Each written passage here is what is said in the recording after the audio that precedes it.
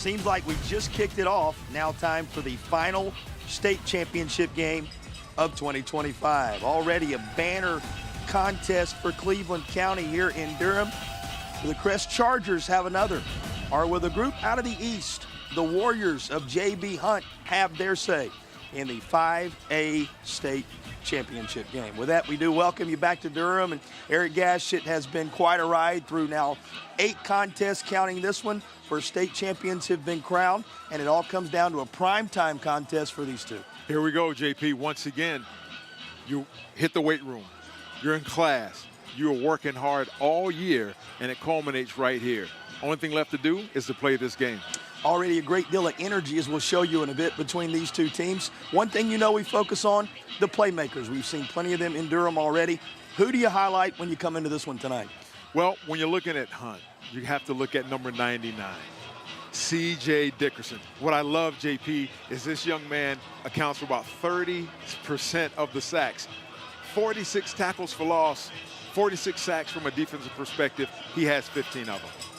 Well, he will certainly be trying to disrupt for the crew out of the East.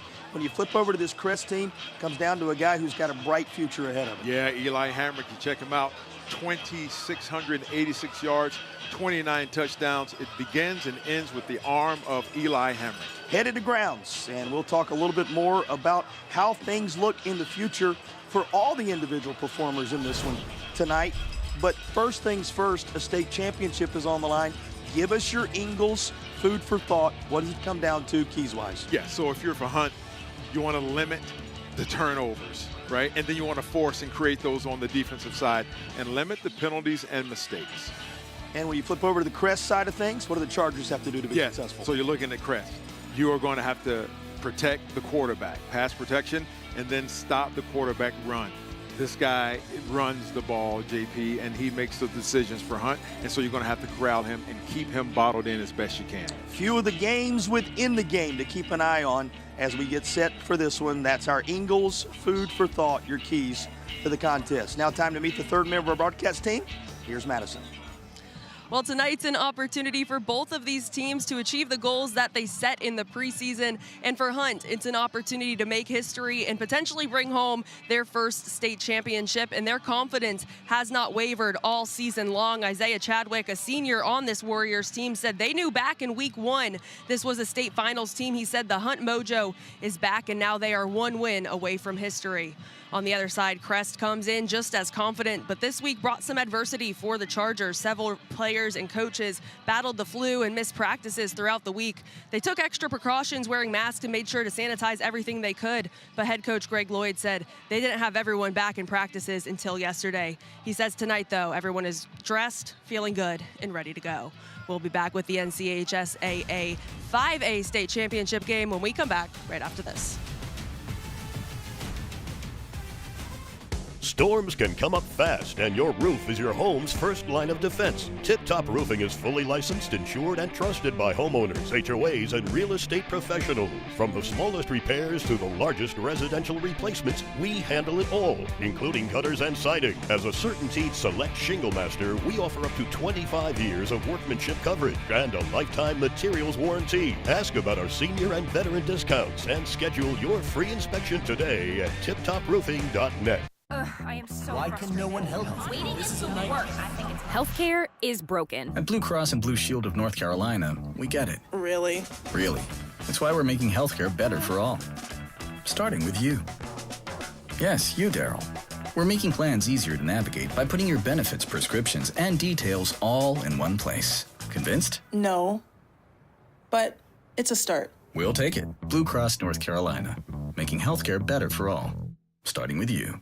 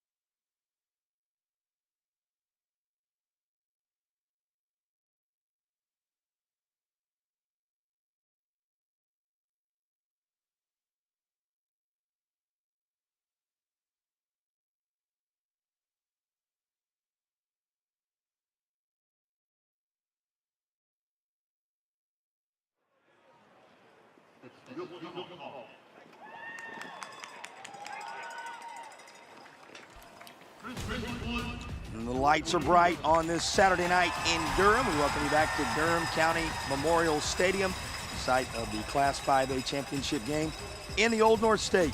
Coin toss taking place as we speak between the Warriors and the Chargers, as Hunt, seeking its first title all time, goes against a Crest team looking for its 7th championship in school history. With that stage set, our pleasure to welcome you back. And Eric Gash, I ask you right away, you look at these two coaches and the journey they have traveled to get here. There's a look at Coach Lloyd, whose Crest team has this as the mission each and every year. What can you say about the Crest journey? Yeah, he says they have a lot of returning vets and expecting that leadership. And, you know, we heard Madison talk about adversity they had throughout the course of the week with the illness. Hey, it's time for these guys to step up because this is it, right? This is the final game of some of these young men's careers. Some will go on and play on Saturday, but I tell you something, JP, now's the time. Here's Coach Jackson. Again, it would be a first if he can lead this team to victory. Yeah, he says believing in each other's and hard work and determination and the maturity of this young team, he said that's their key to success. On a 43-degree evening in the Tar Heel State, we are set for the Original Grills kickoff, which will put the final state championship game for the season in motion. Think on it. Just what seems like a few short hours ago,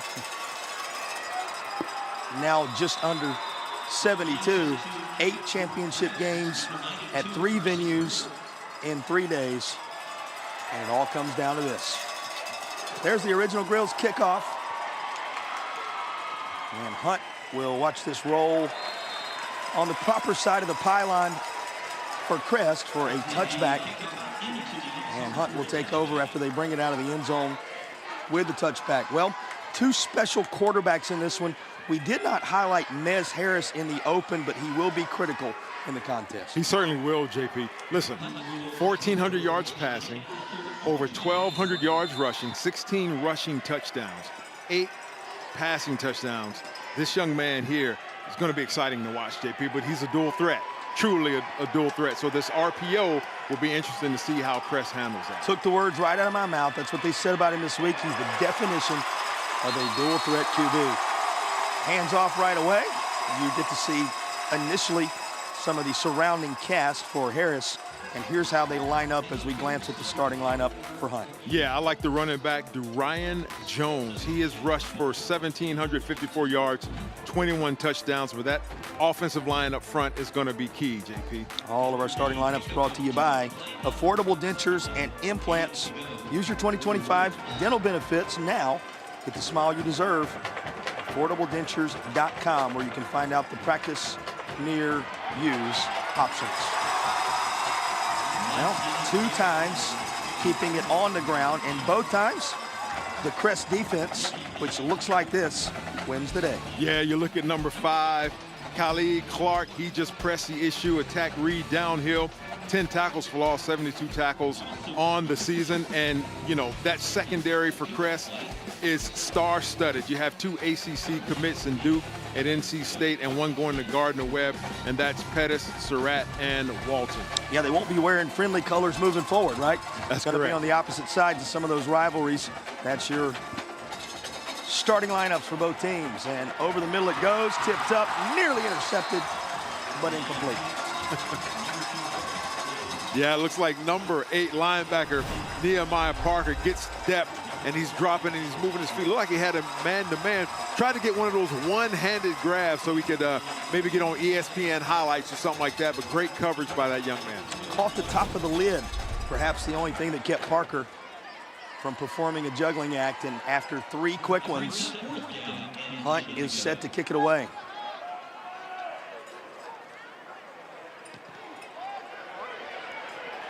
Should be nice field position for Crest, but backpedaling is the return man. He's going to have to do some work now. He is out at the 39.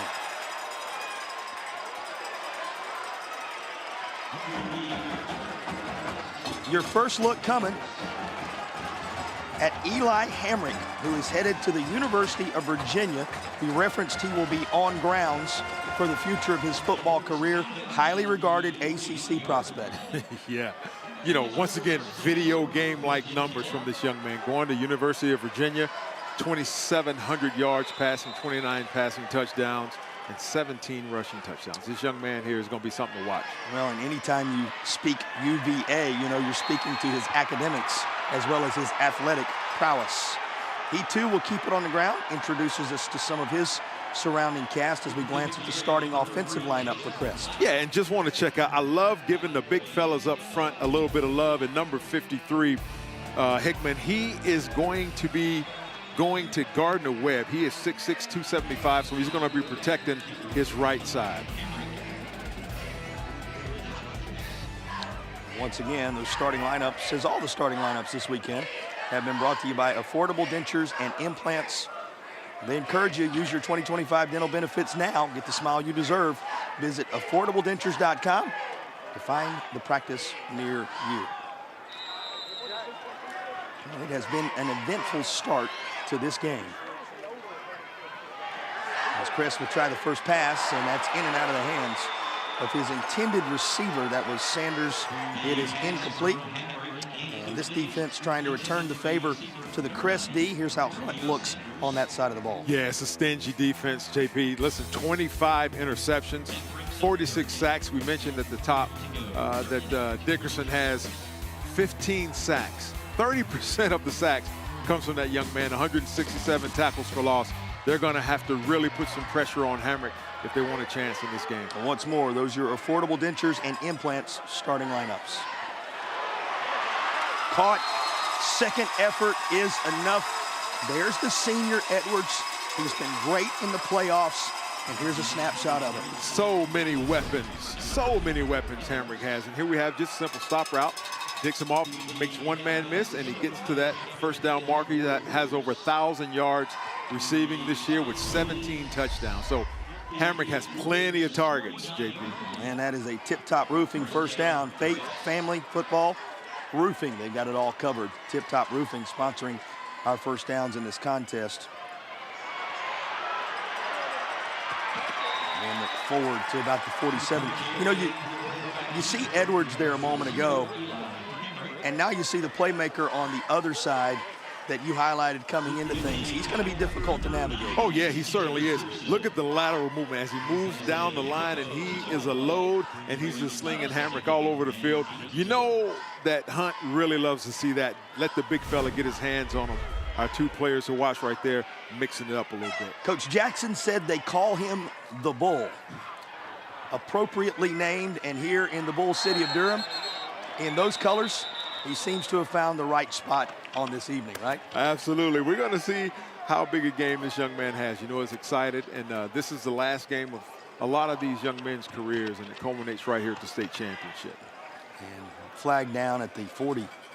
Number 2, offense, 5-yard penalty, second down. Mark Barber is our referee for game 2. Again, a tip of the cap to all of these crews selected for the 8 state championship games. They earn the right to their performance across the course of the year, their commitment and investment in high school athletics. And congratulations to Mark Barber and his crew handling this 5A title game.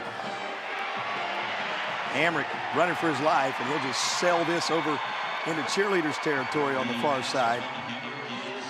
Facing a third down from behind the sticks now. Yeah, that was good pressure there from that defensive front, number 9, Nick Bynum. You know, he's got 16 tackles for loss and 7 sacks. And so they're accustomed to putting some pressure on the quarterback, and they're going to have to do that tonight with this Virginia commit and Eli Hamrick. And like I said, if they really want a chance, because for Crest is almost starting out textbook.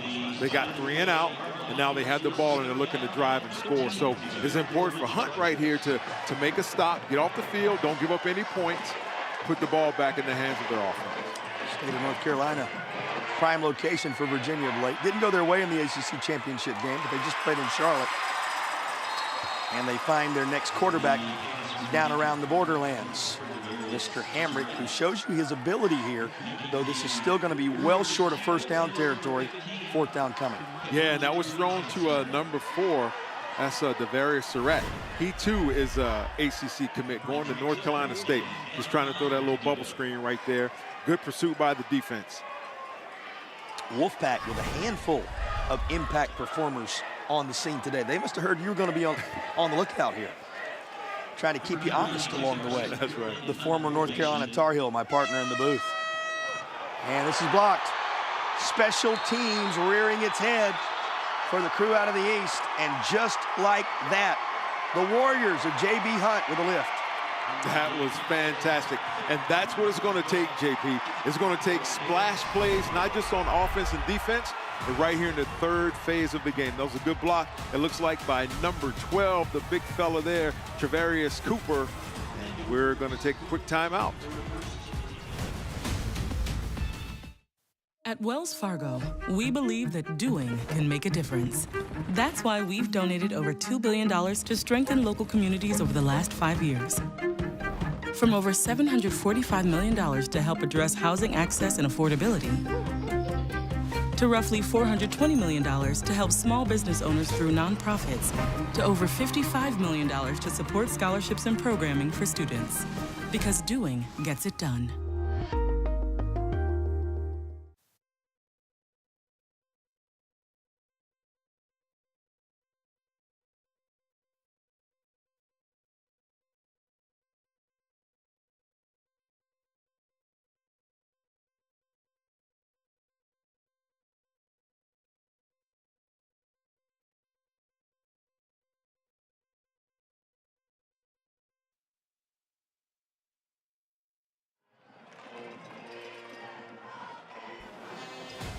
Well, it's been an active start in this 5A contest. We had a little extracurricular between the two teams prior to the game, and we already are hearing reports of a number of players who are a little shaken up in this one. So a physical start to 5A's bout. Let's check in on that for a little more. Here's Madison.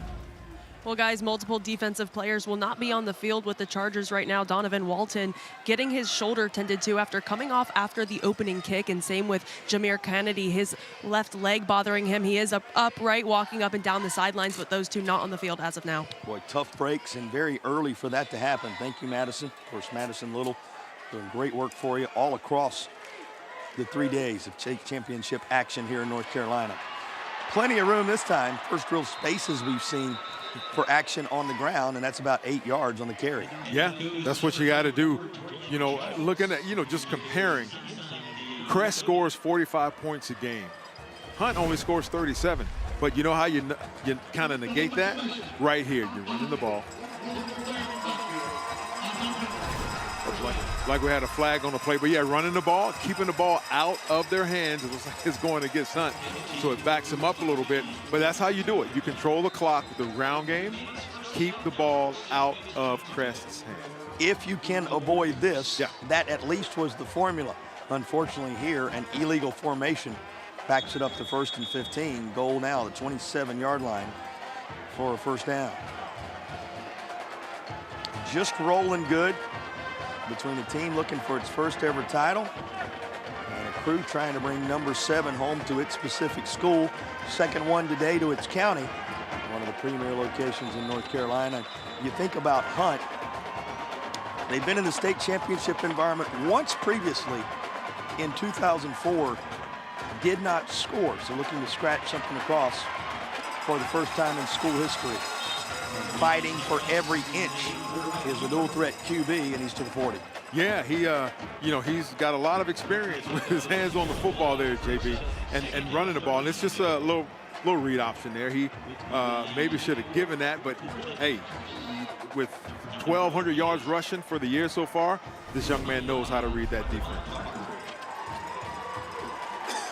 You mentioned Hunt's history. Competed for the 3A title in 2004. 27-0 was the final. Concord a winner.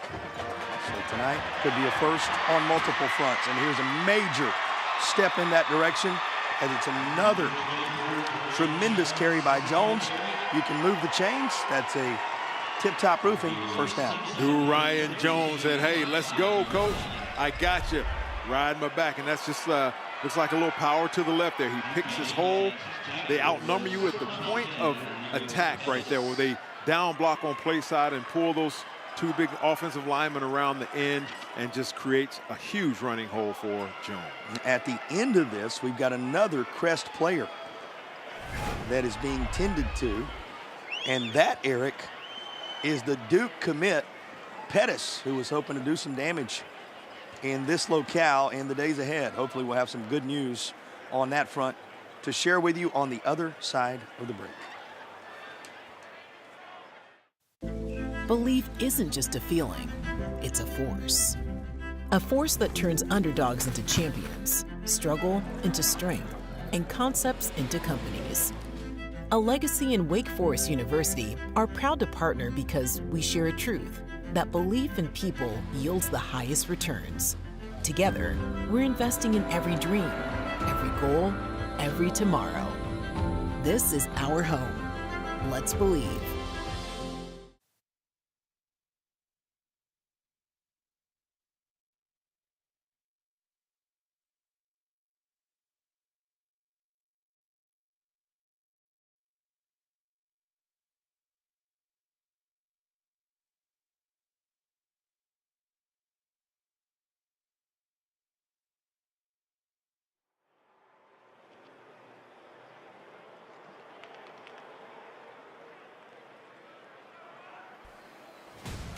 Tonight's power and high end zone shots are being provided by First Source Rentals. Reliable, safe equipment rentals. First Source Rentals, rent it. Certainly taking care of business to make sure you can see the championship contests and powering the game. That's First Source Rentals. And it was, Eric, in fact, the Duke commit, Pettis, who's a Shrine Bowler, decorated on so many fronts, being helped off, and that's going to add to the little bit of attrition that Crest has already experienced that Madison walked us through a few moments ago. Yeah, and that's tough, JB. You hate to see that happen. You know, kids work all year, all summer. They run, they work out, they lift, and they, you know, this is the pinnacle of their high school careers, being the state championship. You just really hate to see an injury like that, but he was able to walk off the field, so hopefully he'll be back. Now, we mentioned a moment ago, as here comes a nice little run down inside the 15.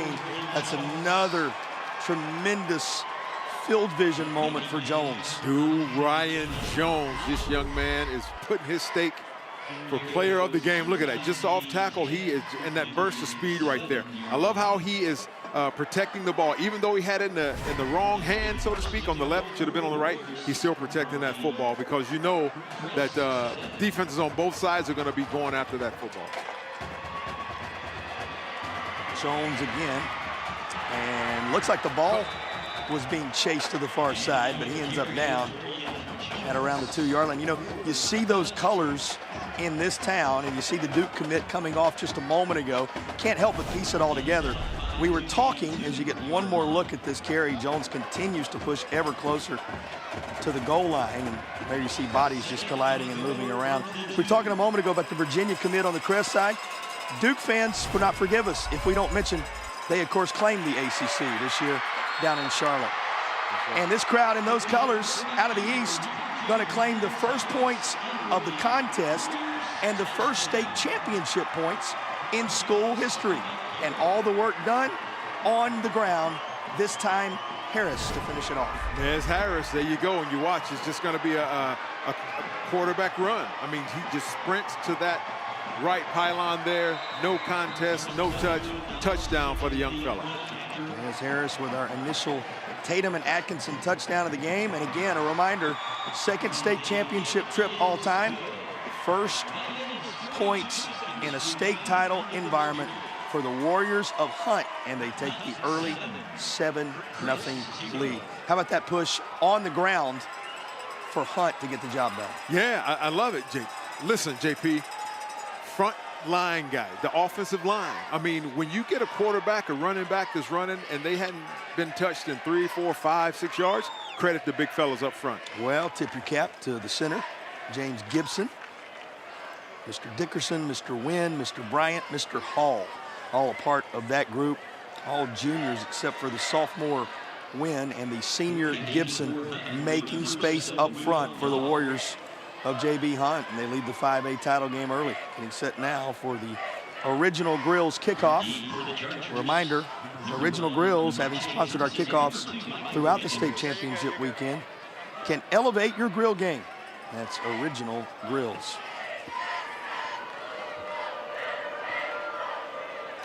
Midway through the first quarter. Hunt with the initial 7, trying to prevent Crest from grabbing title number 7. This goes into the end zone, going to come out for a touchback.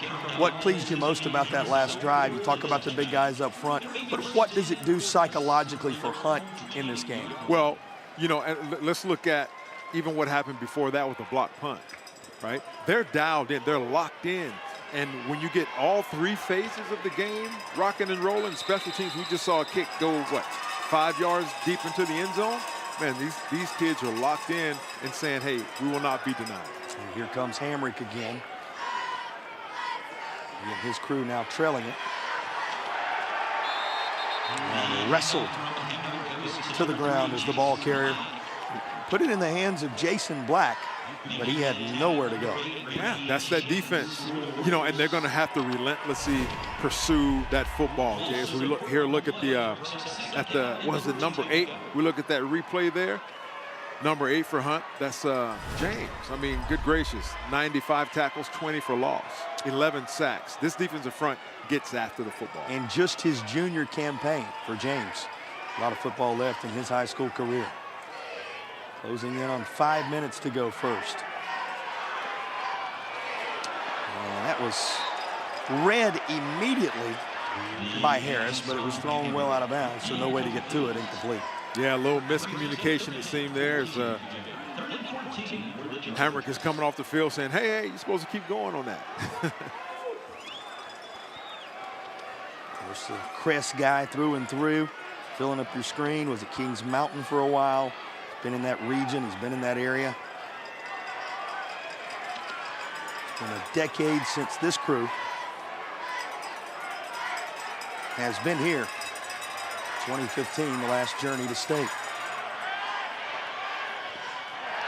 And the route was there. The pass is incomplete. Wow, that's a pretty good stand there by Hunt, JP. And I'll tell you something. In a state championship game, a couple things that you won't necessarily see, right? But your emotions, that adrenaline and everything, breathing. I mean, just to simply take a breath and settle down a little bit. Sometimes your emotions can get ahead of you in a game like this. You want to do things too fast as opposed to slowing down and doing what you do. That's an interesting point. So many things in front of you on a night like this. The basics can be overlooked. Yeah. Here comes a punt from inside the 5-yard line, and the return man's at the 50. And it's going to go out at around the 43, and that is where Hunt will take over. Well, everything going according to script thus far for the group out of the Big East Conference. They went 12-2, 5-1 in conference play. An unbeaten record for his crew at home, a perfect 9-0. And they have traveled 69 miles to get here and lead it 7-0 as they go to work inside Crest territory.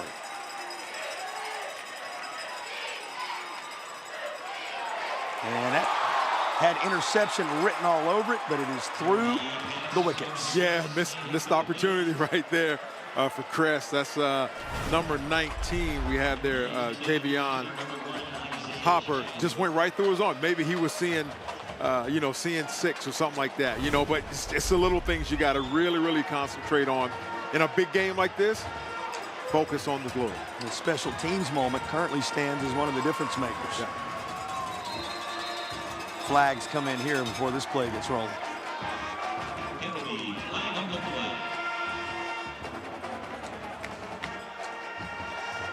Ball start. Offense, number 3. 5-yard penalty. Second down. That'll back Hunt up near the 50. Yep, that adrenaline. You know, just gotta, it's hard to keep it bottled in, JP. And you're on TV, and, you know, the state is watching. This is the last game of the state championships, and these young men want it very, very badly. Deep shot. This one is intercepted. Taken away down near the goal line. And that's a guy whose name we called just a moment ago. Hopper, the second time around, is the charm. There you go, and that's his second interception on the year, JP. It was a good-looking ball, but he just closed in right at the last minute.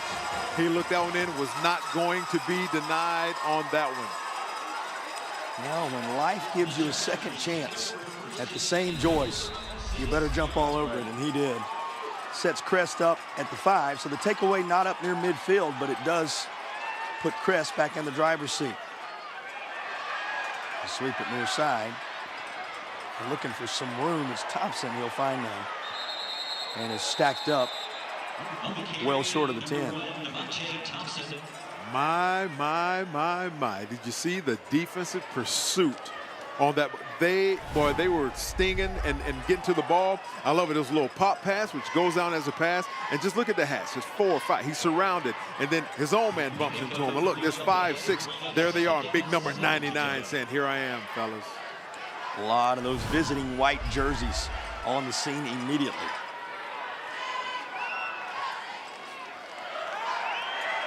Hamrick under pressure. And that's right on the goal line. They're going to mark him just outside it. Very close to his safety, but it is a sack and another defensive moment. I love defense. Did you pick that up about me, JP? I got the feeling you're loving the way this is trending. Look at that, the line. Look, and he's not going to be denied. Almost looked like Miles Garrett coming around the corner that he ripped. He got held a little bit, but that could not stop the big number 10, Mr. Harris. You know, you talk about some of the early game jitters in a state championship environment on either side, how you have to work through it, whether it be the flags, whether it be the miscues. Sometimes makes all the difference. And here is an arm that can do just that. How about this? He threw that for more than 50, puts it up near the 50, and there's the first real snapshot of what Eli Hamrick provides. That's that ACC arm. Not panicking, pretty ball, hits him in stride. That's Thompson right there.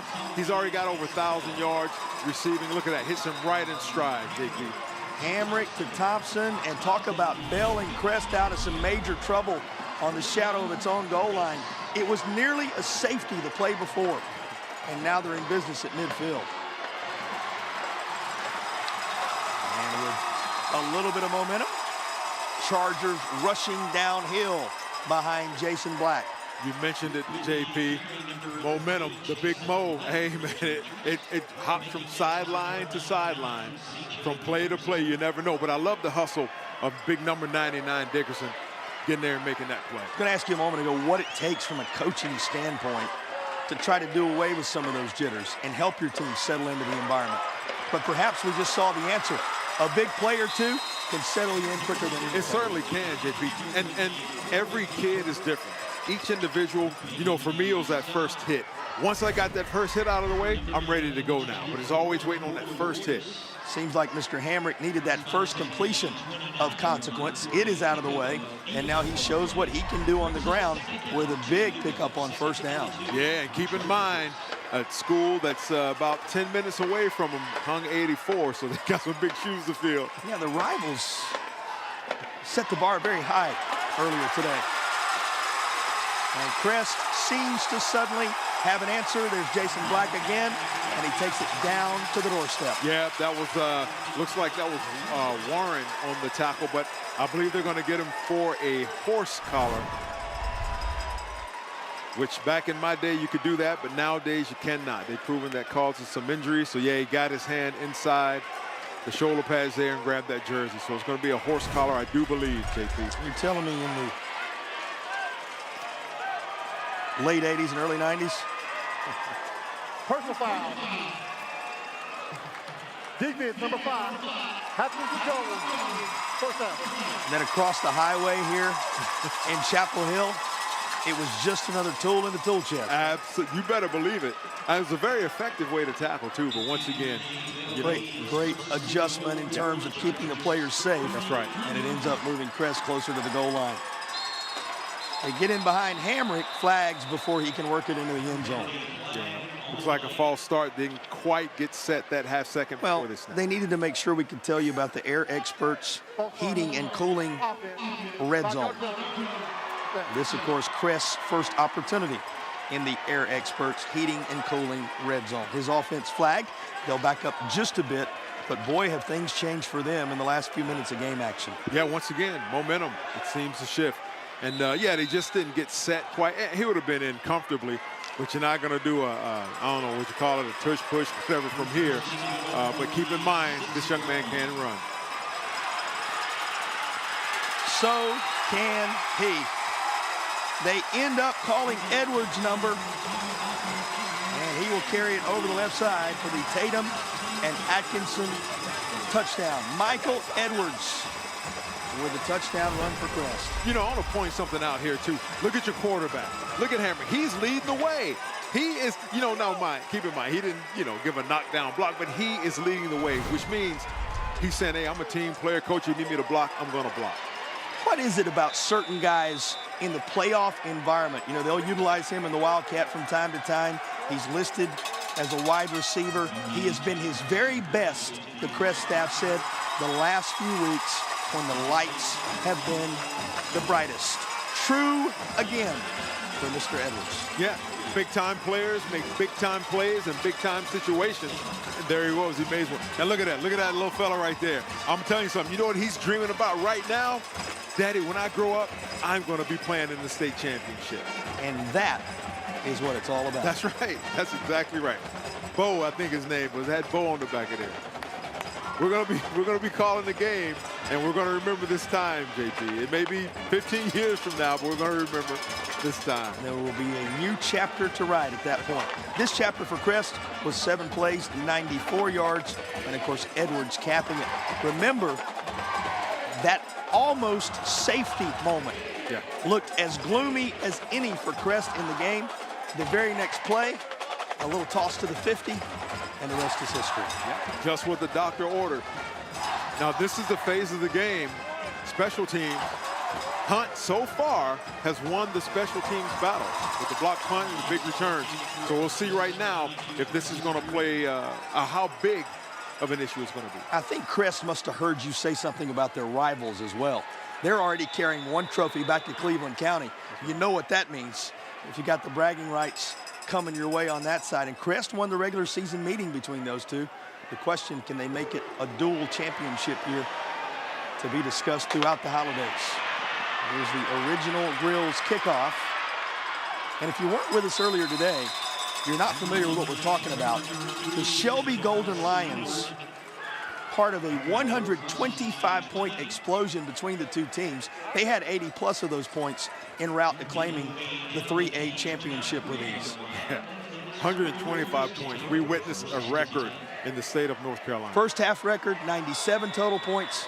Overall game record, 125 total points, along with several other records. Look it up.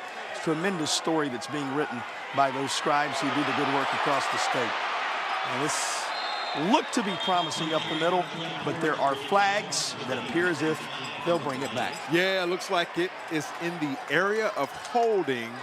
And anytime you see a lineman trying to explain his case to somebody, chances are he's a guilty party. Holding.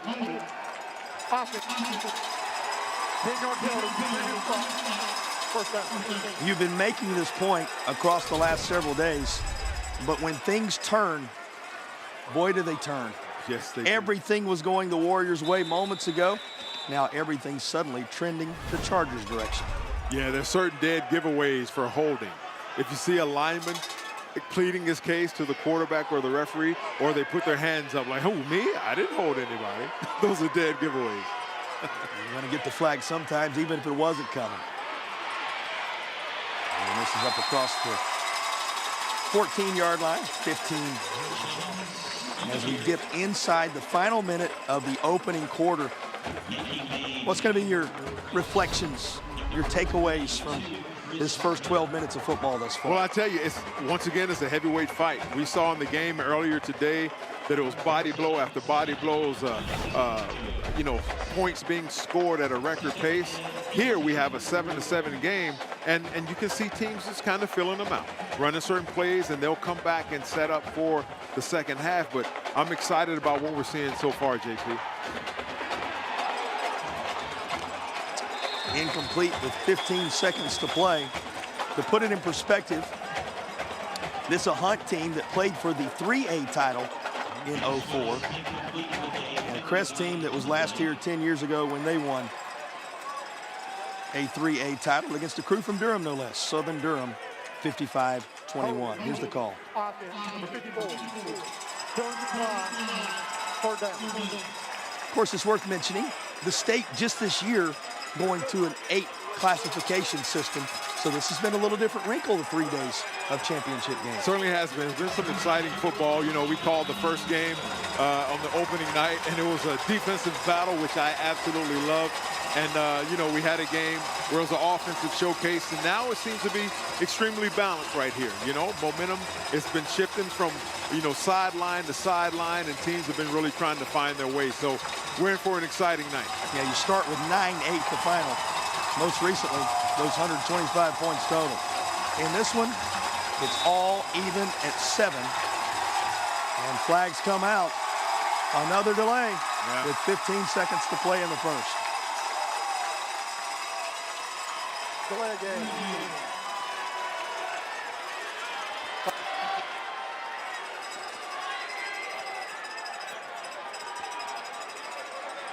Fans on the near side had the distinct impression that they may have had a little something to do with that. Celebrating as if they accomplished it themselves. Indeed, it may be a time for Hunt just to settle down, do what they do. There's not a whole lot of 3rd and 23 plays in the playbook, so just get what you can, play field position. Or do that.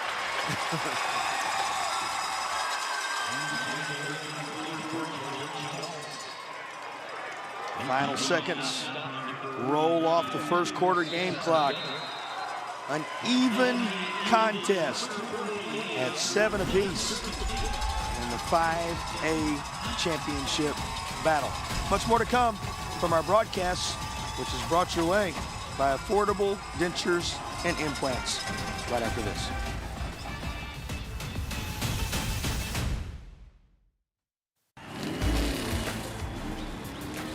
Robert, go for more. Hey! Hurt in a car wreck? Don't go up against the insurance company alone. Let the heavy hitters do it for you. Call 800-LAW-0804, and we'll go after all the money they should be paying you. Stay out of the courtroom and get into the end zone. Call the heavy hitters. We're attorneys Tatum and Atkinson. Call the heavy hitters. They'll work to get you more. 1-800-LAW-0804. Have you been quoted for trench drain system to fix water intrusion? Before you compromise your foundation, talk to Foundation Solutions. We provide a more efficient, more cost-effective way to keep your basement dry. With 30 years of experience in Western North Carolina, we bring guaranteed work, financing options, and real peace of mind. Visit foundationswnc.com or call 828-768-2208.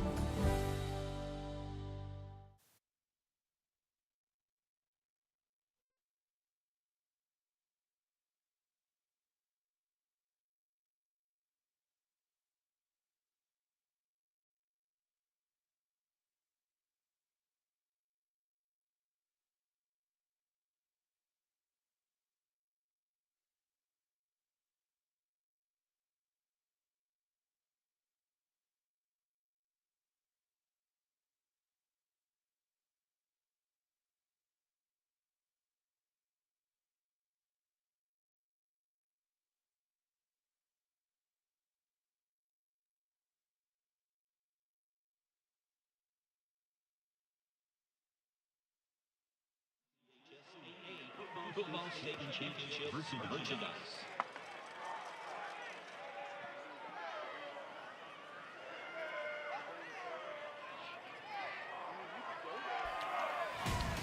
Welcome back to the 5A state championship broadcast in the Old North State. Here's a look at the numbers from the first quarter. 114 to 51, the Crest advantage in overall yardage, but that special teams play changed things.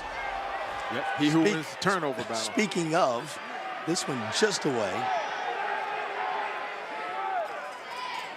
Of course, you had the Crest interception deep in their own territory that eventually led to a march of the length of the field. Right. And the only Crest TD. Yep, yep. And you know, JP, something I don't think we were talking about, but we can hear the fans in the stands. And it kind of gives you a high school home field advantage feel. And what I absolutely love about it is you see fans here in the crowd, they have their old letter jackets on, right? And the football patch on, and they're walking through and they're reliving these days when they were playing. And I just love that this whole community can support these teams. And it's just fantastic to hear, fantastic to see. Yeah, the Crest cowbells are the music of the night right now, just below our broadcast position. And they'll be ringing a little further after this catch just across the 50. Chargers go right back to Thompson with the catch. Yep, looks like he picked up about 6 yards. Very event-filled 6 yards. You make a great point. We were talking about it in the first game earlier, but the change of venue for all the differences that come with it, and thanks to all the folks who've hosted us here in Durham for sure. Size-wise, it has allowed these two fan bases to fill up their respective stands. Yeah, and feel really intimate and close. The quarterback keeper there. Hamrick. And he knew where the marker was. Did he work his way past it? Let's see where they spot this. Yep, spot this at the 46, which leaves him about a yard shy with third down coming. About a yard shy. We don't talk about it a whole lot, but right at the end there, you see one of the refs holding the pole there. He took a shot from a defender that was falling, so he popped up quick, and so we're thankful for that. Trying to get out of Hamrick's way, and they caught him on the other side. He's tough. He's tougher than he looked. There he is, folks. Showed his mettle. Here's just what was needed. That'll push it across the marker for a Tatum and Atkinson first down. Of course, Tatum and Atkinson, the heavy hitters, you've been hearing about them all weekend long, and they're sponsoring our first downs in the second and fourth quarters. That was a gritty yard. That was a gritty yard that Hamrick got. Showed they can get one. That's right. Tuck that away in the back of your mind for later on.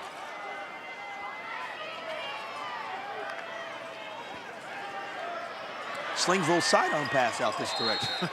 You see how easy that looked for him? Well, of course, UVA saw that, so that's why they offered the young man. But he was almost standing flat-footed when he done it. Just one step turn, boop, almost the same colors of the Packers, like a Brett Favre sort of sidearm gunslinger. It's a tremendous comparison. He hits Thompson near the sideline for about, well, let's call it 4. They'll call it a good 3 in 2nd and 7. Speaking of 3, Jason Black has it in his hands now, but he's wrestled to the turf at the 40. Yeah, and you heard the crowd maybe yelling for like a horse collar, but it wasn't a horse collar. He grabbed the jersey, and the jersey really stretched. You can see it here. Look at big number 99 back there. But see, he started on his shoulder, and then it just kind of went around. So, but you can understand that the crowd from Crest is yelling for a horse collar, but that wasn't a horse collar. Well, it's a state championship game on both sides. They're hanging on every movement. Exactly right. Had to go to the turf to get it. And by the time Melton secured the catch, he was already down. That's Brock Melton, a wide receiver, a couple of years on varsity for Crest. Yeah, and you'll watch here, you see Hamrick kind of patting his chest like, yeah, I should have thrown you a better ball than that. UVA is expecting me to throw a better ball than that. And he knew it. He was patting his chest, and that's my bad. Brings up 4th down.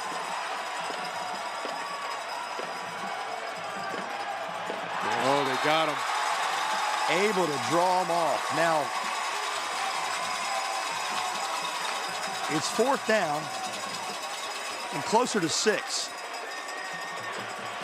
So this will only translate into 4th and 1. Yeah.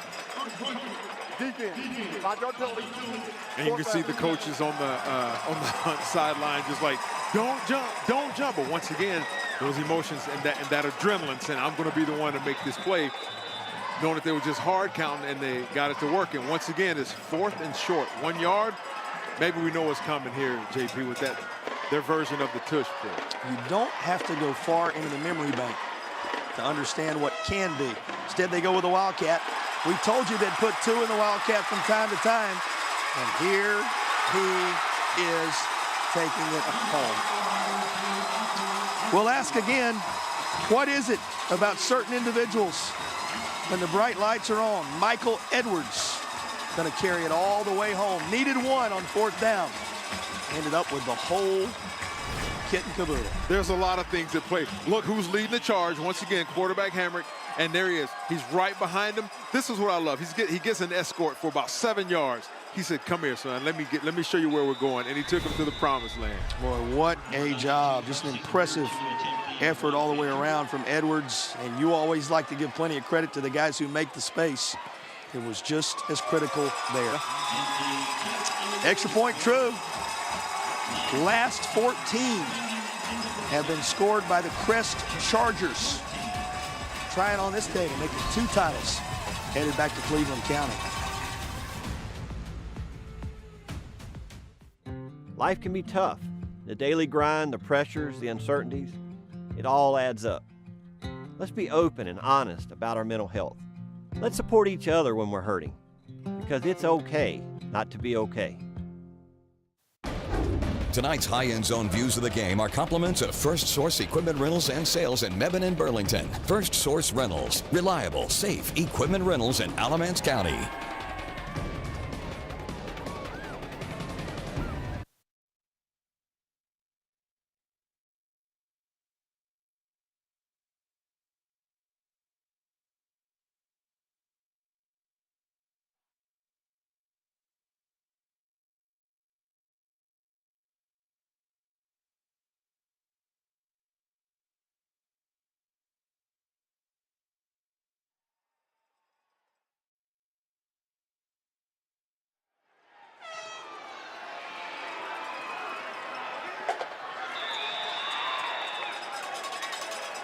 And that was our original Grills kickoff.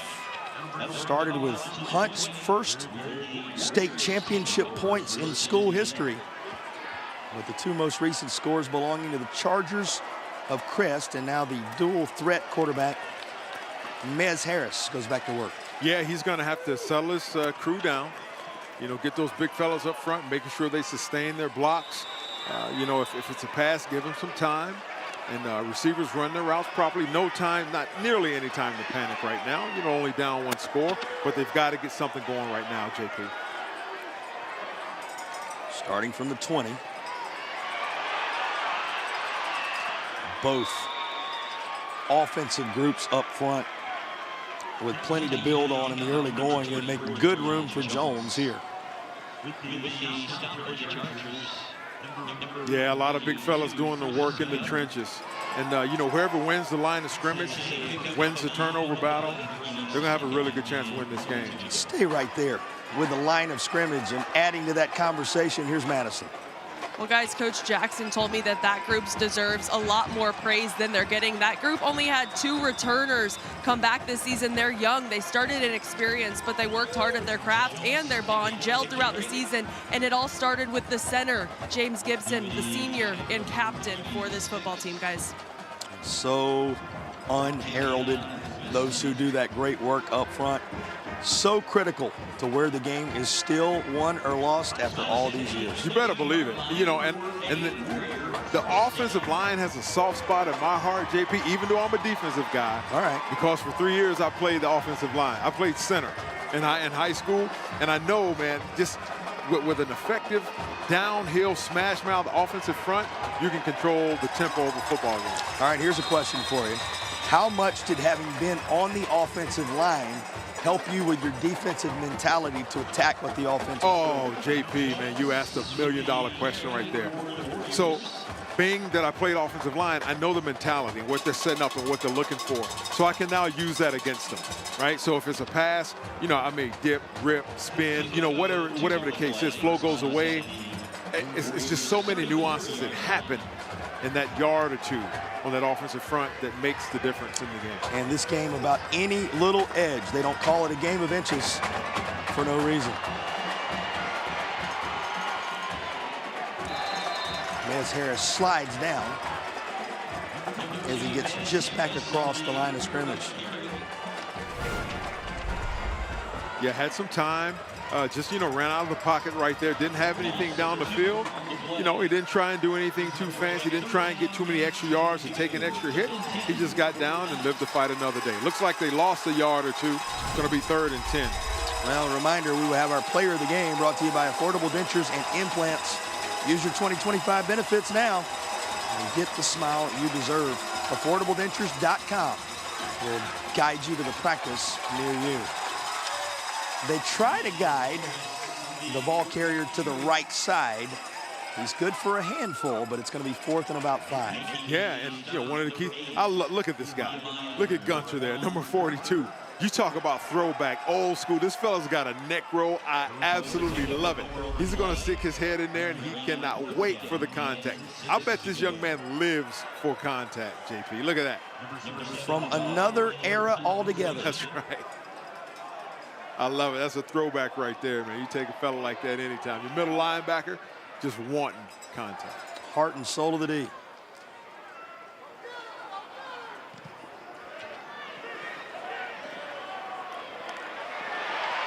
Well, it's caught. And moving with it, Thompson up across the 35. So it'll be Crest football with just under 6 to play in the half when you return to Durham.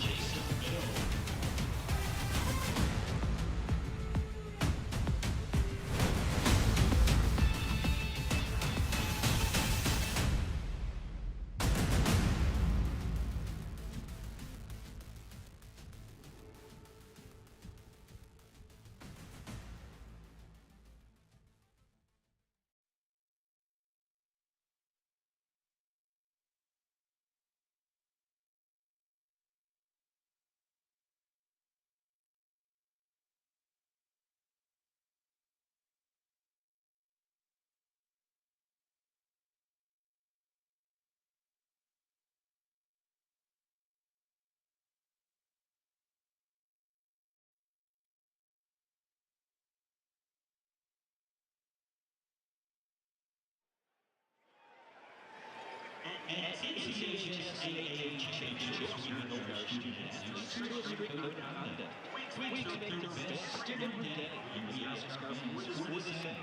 Well, just under 6 minutes away from the Foundation Solutions halftime report.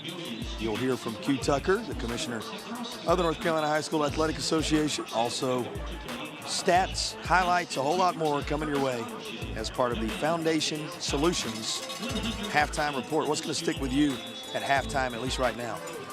Yeah, it's, you know, Crest is seemingly imposing their will. I mean, look at that. I mean, he's 5 yards down the field before he's getting touched. And so those big fellas up front, the line, they are starting to lean on that Hunt defensive front. Jason Black, new to varsity this time around. Yeah, look at these holes, man. That's just power. He still hadn't been touched. Look at it. He's touched 5 yards down the field. That's a winning formula right there. Brings up second down and short. Second and about, what, 1.5, 2 yards or 1 yard? Yeah, that's winning football right there. This veteran team, as they were self-described, with so many returning starters.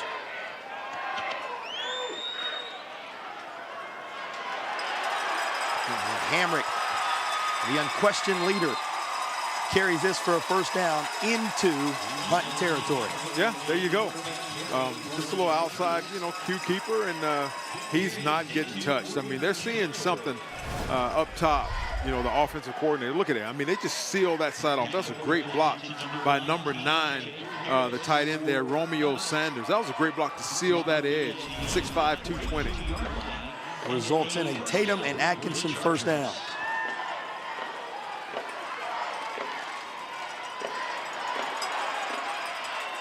sets the backup to go the opposite direction, and he'll pick up a couple to the 40. Yeah, good pursuit by that defense. And once again, man, it's just filling the gap. That's number 9 there. That's Bynum, Nicholas Bynum, filling the gap. Yeah, just pull, power. He bounced it outside, and they're waiting on it. Got to have that relentless pursuit of the football in order to stop this drive from the Chargers. And Malachi Gamble, the running back, getting some action there. He takes us inside 5 minutes to play. Opening half in the 5A contest. That's Thompson again. And you can move the chains one more time. A Tatum and Atkinson first down. Ooh, that fella is quick, and he's just a junior. Good ball. He makes the first man miss. Whoop, gave him a little stiff arm. Got another 5 yards. Good run by the young fella. And Eli Hamrick suddenly settling in as a distributor here. Yeah, that's what he does. He distributes, facilitates success to his receivers and backs. Gamble again. And he is met immediately. Yeah, that's the defense. That defensive end right there. Is that James? Yep.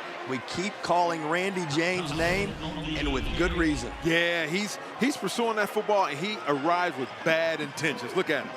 That sets the tone right there. He slings him around. Wasn't alone. Judah Harris also had a hand in it. Randy James, he is a junior. You can expect some good things out of this young fella here at 6'1", 220. Here's Black again. And that appears enough for a Tatum and Atkinson first down. Move them again. Yeah, they're leaning on him now, JP. Look, they're just running power. So what they're doing is they're blocking down at the on the play side, and they're pulling one or bringing a wing back through or a back or a tight end, and they're outnumbering them at the point of contact. And so there's just not enough defenders there to stop it. Well, knocking on the door of the red zone. This Crest team going to be paused momentarily while Hunt burns a timeout to talk over this current drive. Well, we will have our Legacy Federal Credit Union play of the game.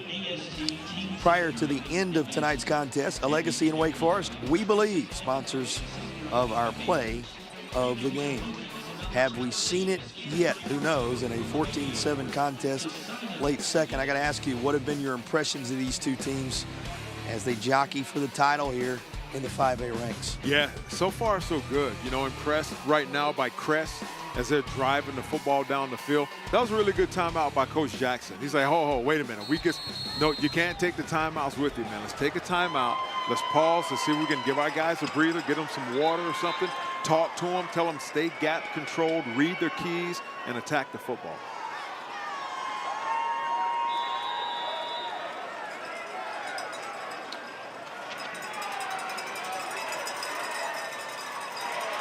First down play, Hamrick forced out at the 12. Hamrick not shy about keeping the football. No, he's not shy of contact either. He's seeking it out. He's like, man, get out of here. You know, tried a little stiff arm, still running.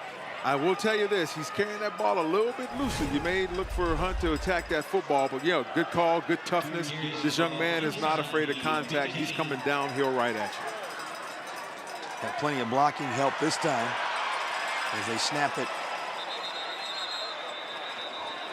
directly to Edwards, who we saw on a touchdown run earlier, but this time he's met with flags.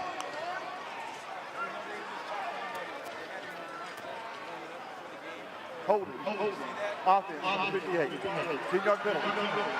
Take it down. That, too, will slow Crest momentarily. And once again, who's leading? Who's the lead blocker right there? The quarterback. You know, but yeah, it held him right there on the edge. It still made the play. Still got through there. Good pursuit of the football. And, you know, once again, Hunt has got to make a stop here. You know, a victory is if they hold him to a field goal or even get a turnover. You never know, but they have to keep him out here just before half. Crest team playing its best football when it has mattered most down the stretch. Looking to build on a lead. And Jason Black right into the teeth of that D, down to the 6-yard line. You know, that was an impressive run by Black there. He has about 455 yards rushing, but watch how he puts his foot in the ground right here. Boom, he plants, he makes that cut, and he gets downhill fast. And he is a quick back. Yeah. This is calling fellas a scat back. Well, still trying to lunge toward the goal line is Edwards. Trying to make something out of this Air Experts Heating and Cooling red zone opportunity. Crest now faces second down and goal. All just outside the 1-yard line. Yeah, I can guess what this play might be here, JP. Yeah, they're getting under center doing their version of the tush push. Trying to help Eli Hamrick cross the plane, and he will. Tatum and Atkinson, touchdown on the QB keeper. Yep, there you go. Hey, he's a big kid. I mean, he's listed at 6'5", 223. And, you know, he's got a big arm. We've seen that. And we see the toughness of this young man. He gets under center. He puts his head down right off that right side. Touchdown. And we see what UVA sees in this young man. We're getting a glimpse of it. We'll be seeing him play on Saturday. Yeah, no doubt while he's headed to grounds. And UVA, one of the emerging programs in the ACC, so high on the Crest QB. Carson Greer on for the extra point. You know, unusually talented high school kicker, very talented. Keep that in mind should it matter in the latter stages. Here he's working the extra point to make it 21-7 with 2 and change to play in the half. You could see the strength of his leg right there, but flags were down first. Defense, number 14. Does that change things for you? I think it does. I see the offense coming back out. Hamrick is running back out there because you're only looking at about a yard now. Seems, if I remember Shelby doing this a little bit earlier, to make it 22-7. Bingo. Don't look now. I wonder what they're going to run right now. And that was much earlier in the half. Yeah. But 22-7 could be on the horizon. Crest lining up for the 2-point try.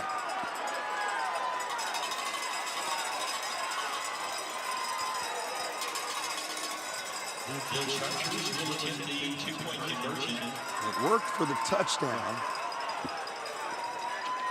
Yeah, there's Hamrick there trying to tell him what we're going to do. Hey, watch out, we're going right. Who knows what they're saying right now, right?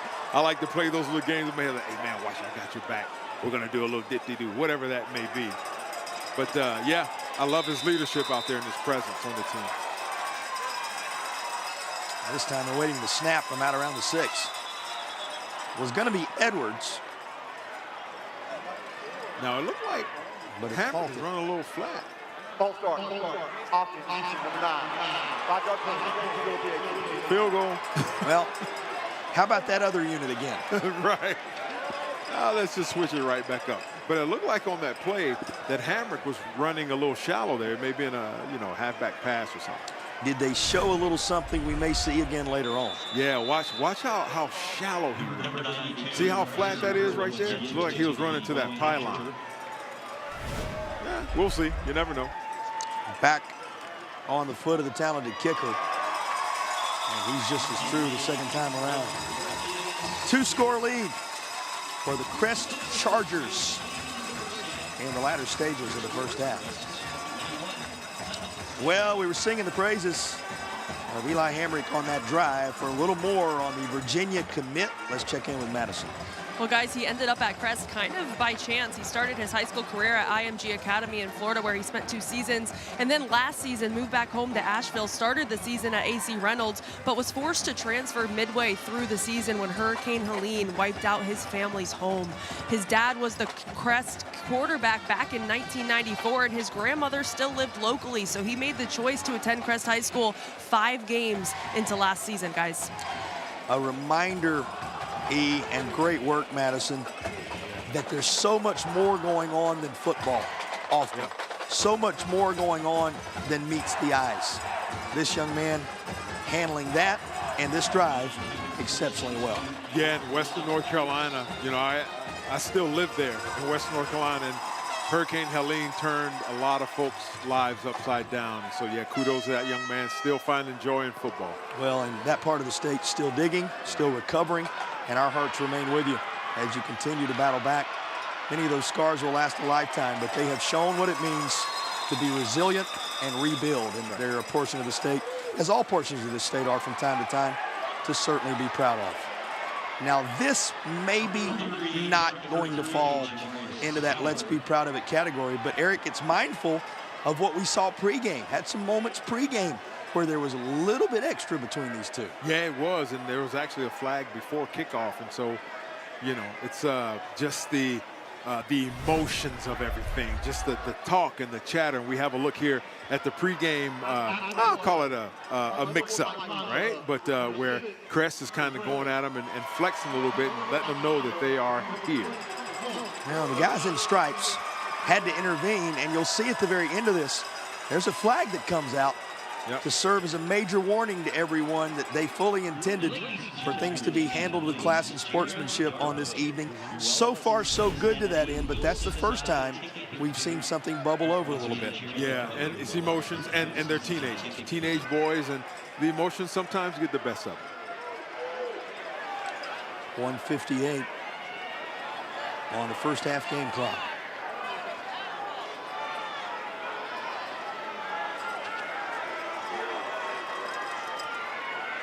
You know, something that kind of goes unnoticed. I just saw that secondary for Crest kind of signaling from one side to the next. Not sure what the signal was, but communication is always key. Just a little too tall and incomplete. All kind of time here. 1:57 to play.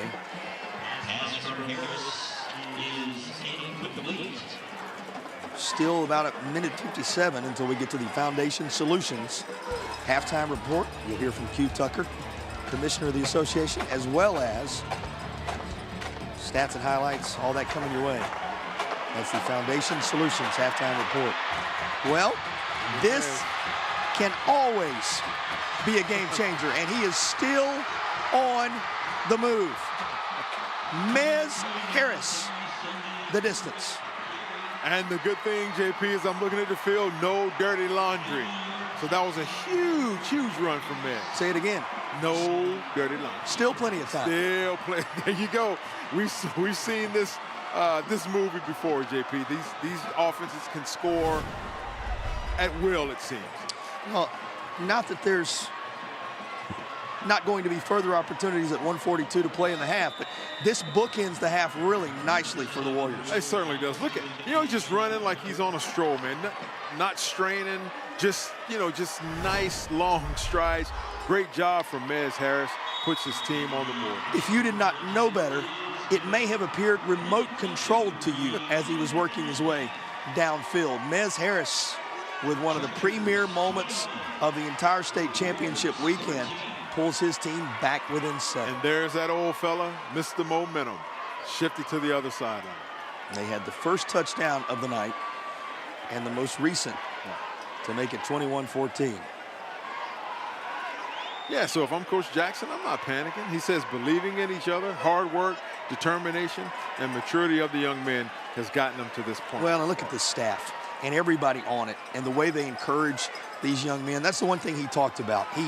Every time he was asked this week, detailed the individual members of his staff, how tremendous they were, called them all by name, talked about how they've played on all levels, they've seen all levels, just continued to list them and their impact.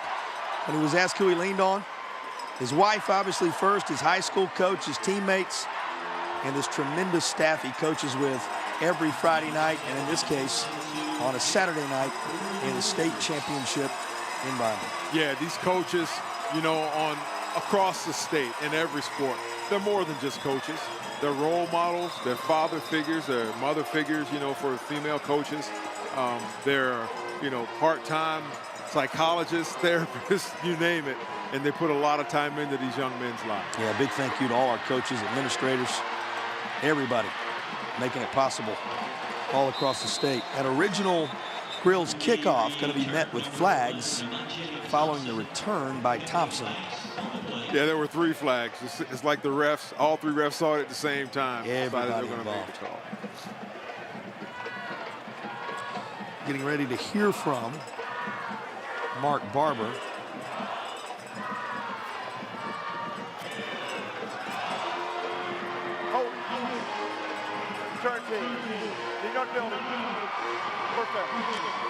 The journey just became a little further by distance after the holding call. Yeah, and you know, I love that he was a little out of breath because he's putting the work in as well, JP.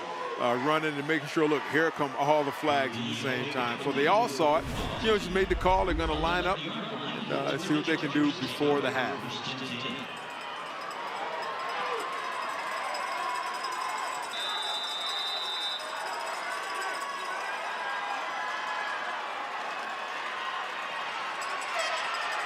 Hamrick.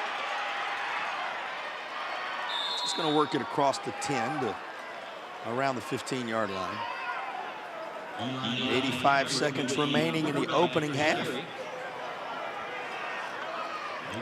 What has been an entertaining Class 5A championship game. Well, who's to say, but it's trending toward the very first contest of the weekend and the final contest of the weekend, providing the drama in 2025. There you go. First contest was a defensive struggle. Second contest was a aerial assault, you know, from an offensive standpoint. And here we have, it seems to be a balanced attack on both sides of the ball from both teams. Had a little bit of everything across these 8 games this weekend at the 3 locations. None better than what the Class A ranks gave us with the field goal as time expired. First field goal of the season for a Wilson Prep squad. By the way, there are 2 schools from the general area from which J.B. Hunt comes, also represented highly in this state championship weekend.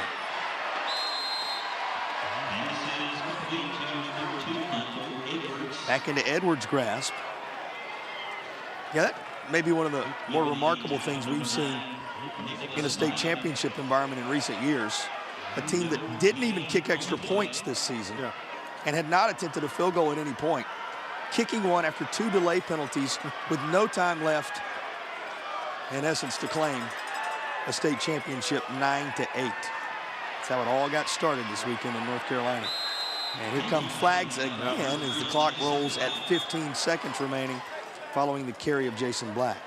Yeah, once again, it looks like it's in the area of holding. Not too sure, but usually when it's in that area, they're going to back it up. Penalty numbers suddenly climbing here in the late second quarter. And once again, I'm wrong. They're going the other way. And he's chasing down one of his comrades. Mark Barber said, tell me again now, or actually going over now to talk it over with the Crest coaching staff. And here's our indication. Personal foul. Face mask, number 10, 15-yard penalty. First down. Timeout. Crest, their first half. Crest now up closer to midfield. Has 14 seconds to take for a spin, and they'll stop the clock to talk it over. Yeah, with a big arm like Hamrick, maybe take a shot. You never know, JP. They have a fresh set of downs. They still have, 2 timeouts in their pocket, so you never know. Had nearly a 50-yard toss that ignited that opening scoring drive for Crest. Yeah, we know he's got the distance in that arm, so we'll see what Coach Lloyd can draw up for the Chargers right here. There is the Virginia commits numbers to this point. I showed you earlier in the game what he has done across the course of the season. Madison giving you a nice window into the backstory that led him back to a family location there in Cleveland County, North Carolina. Yeah, and that's a great story. You know, Helene just displaced so many folks, and the fact that he can still enjoy the game that he loves, and he's going to be, continuing this on at the University of Virginia. It just, it makes your heart, it does your heart good, man, to know that there's still opportunities, still chances for these young men. Still got an opportunity here in the first half. 16 seconds to work with. Just what you suspected. And just as they draw it up. How about that? You saw the arm of Hamrick on display, and he connects with his intended target. What a job bringing that in by Surratt. He's a guy we talk about on the defensive side of the ball most regularly, but he has an offensive moment here. Yeah, and you know what? As they continue to grow and progress in their careers, Surratt is going to be trying to pick off his teammate from the University or North Carolina State University, and he's going to be at Virginia. So he's going to be in the other end going against his old teammate. Yeah, before then, Shrine Bowl selection as well. So a lot of great moments coming up for that young man, and he has put his team on the verge of potentially extending the lead here. Clock stopped with 8 to play. I love it. Surratt comes out. He's like, yeah, all I do is catch bombs. That's all I do. Comes back to the sideline, smiling, high-fiving. I love it. Look at that. Just the joy on his face. Just the joy in all these young men's hearts. And not to be outdone by little Bo that's running up and down the sideline. Time of his life. I love it, man. I love it. And that's how champions are made right there. He's going to remember this day for the rest of his life. All right. They have 8 seconds to take for a spin. That's how long they put you on a bull, right? We're in Durham. That's what they say. Bull City, the Durham Bulls of Durham fame. Here's the 8-second ride for Crest.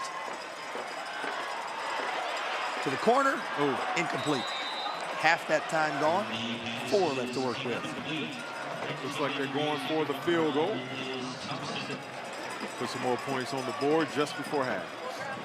This would make it a 10-point contest at the intermission. We shared with you earlier, Carson Greer, an outstanding kicker. They will spot this for him at the 17-yard line. We were talking about that field goal that won the state championship game earlier. Yeah. This weekend. You remember the distance?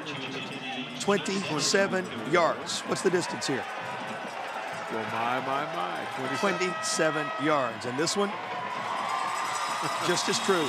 It wasn't this, that one was prettier. Well, here's a guy who does it really. That'll bring the half to a close with Crest surging from an early deficit to carry a 10-point lead into the break. Awesome. Congrats. Here we go. One more half to go, JP. Well, going to be interested to see what head coach of the Chargers, Coach Greg Lloyd, has to say about the way his team reacted and responded. He's now standing by with Madison. Well, Coach, it seemed like all 3 phases of your game really settled in. How do you feel like they're handling the pressure of this state championship game? Well, Hunt's playing well, and I thought our kids were playing well. It's a great ball game, and we made some plays right there. That was a big field goal for us, but it's definitely a full-quarter game tonight. We're going to play in the second half. And what do you say to your team right now to go in that second half and close it out? Well, we're going to play good. I mean, Hunt's a very good team. This is not easy by any means, but I like the way we're playing. We're competing hard, and it's a great ball game. Thanks, Coach. Thank you. Hometown heart for him, and a 10-point lead at the break. You'll want to stick around. We got the Foundation Solutions halftime report coming your way. A physical 5A title clash as Crest tries to make it a banner day for Cleveland County. They lead it halfway home.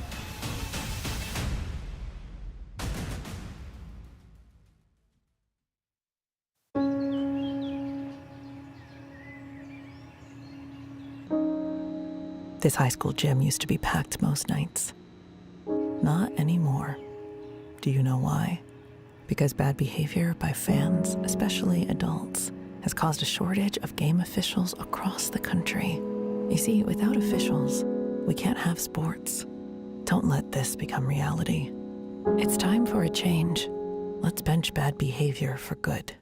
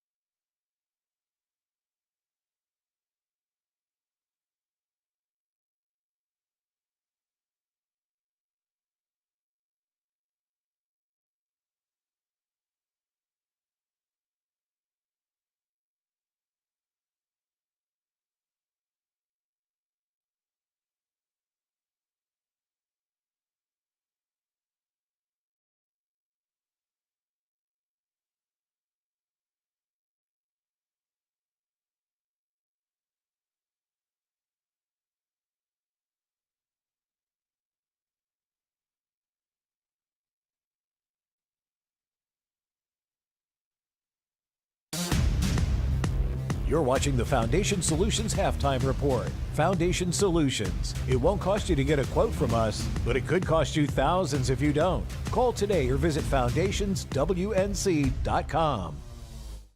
Hey everybody, thank y'all for tuning in to this state championship high school football game. Joining us today is our good friend all the way from Ingalls Markets, Miss Taylor Newhouse. Taylor, are you loving the game so far? Absolutely, it's been a fun one to watch. It has been a fun one to watch. Now, what are you anticipating? An explosive finish, I hope? We always hope for an explosive finish, but definitely an interesting game. All right, we got to talk at the end of the game then. Absolutely. Now, let's talk about high school athletics in general, because from what I understand, Ingalls Markets, y'all have had a long-standing and robust partnership, not just with our organization, but the entire community as a whole. Let's talk about the dynamics of that partnership. Absolutely. We kind of gravitate towards athletics because we feel like it's a great way to reach our communities. But we're with these kids all the way from that first day of elementary school all the way through college. So we're really following them. But athletics is a good way to bring it all together because everyone loves a Friday night football game. They do indeed, including you and I. That's Absolutely. Right. So it sounds like you guys really do bridge that link between academics and athletics. Am I correct to assume that? Yes, definitely. We're there to support children through their entire educational experience. Speaking of supporting children, y'all have people who come into y'all stores and end up working for y'all, people who you go to church with. I mean, this really is a tight-knit community. Is that right? Absolutely. Ingalls is a beacon in all of our communities. And we love to get people in and out of the store, especially these kids that are working at our stores, our athletes and students in the schools that we support as well. That's indeed right. Well, Haley, you know what time it is. It's time to get back to some football. All right, let's do it. Let's do it. We'll see you guys next time on Friday Night Rivals. So, you gonna play this week? You're gonna play this week? You gonna play this week? You gonna play this week? You gonna play this week? You gonna play this week? You gonna play this week? You gonna play this week? You gonna play this week? This week? And welcome to the Ingalls Game of the Week as the Warhorses square off against the rival. He's going in. He's going in. Go, baby! Yeah! Ingalls, we're with you every step of the way.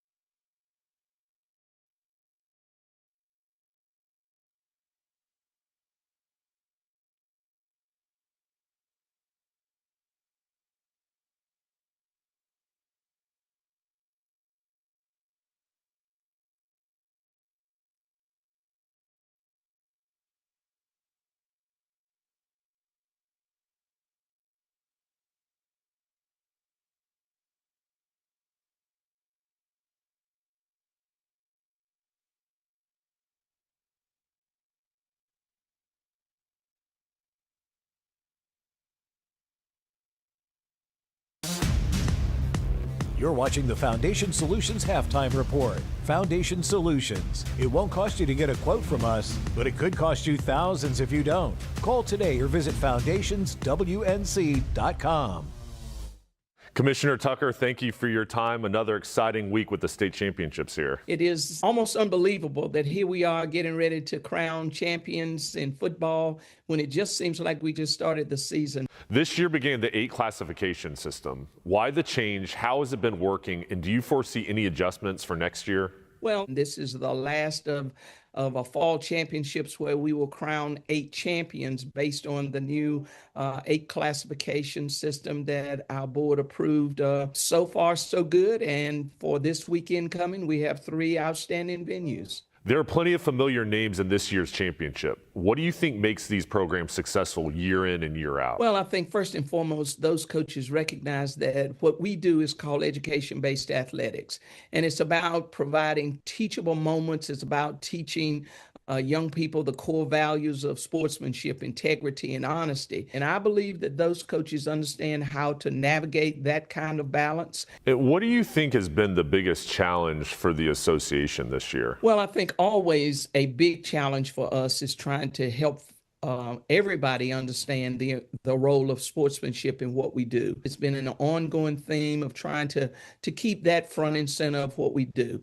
And of course, as I mentioned, we do have the 8 classifications in this alignment period. And so just trying to secure those venues has been a challenge. And can you discuss those new venues and kind of some of the highlights of the new opportunities for these athletes to play in? Well, of course, the mainstay is UNC and Keenan Stadium. They've been a site for us for many, many years.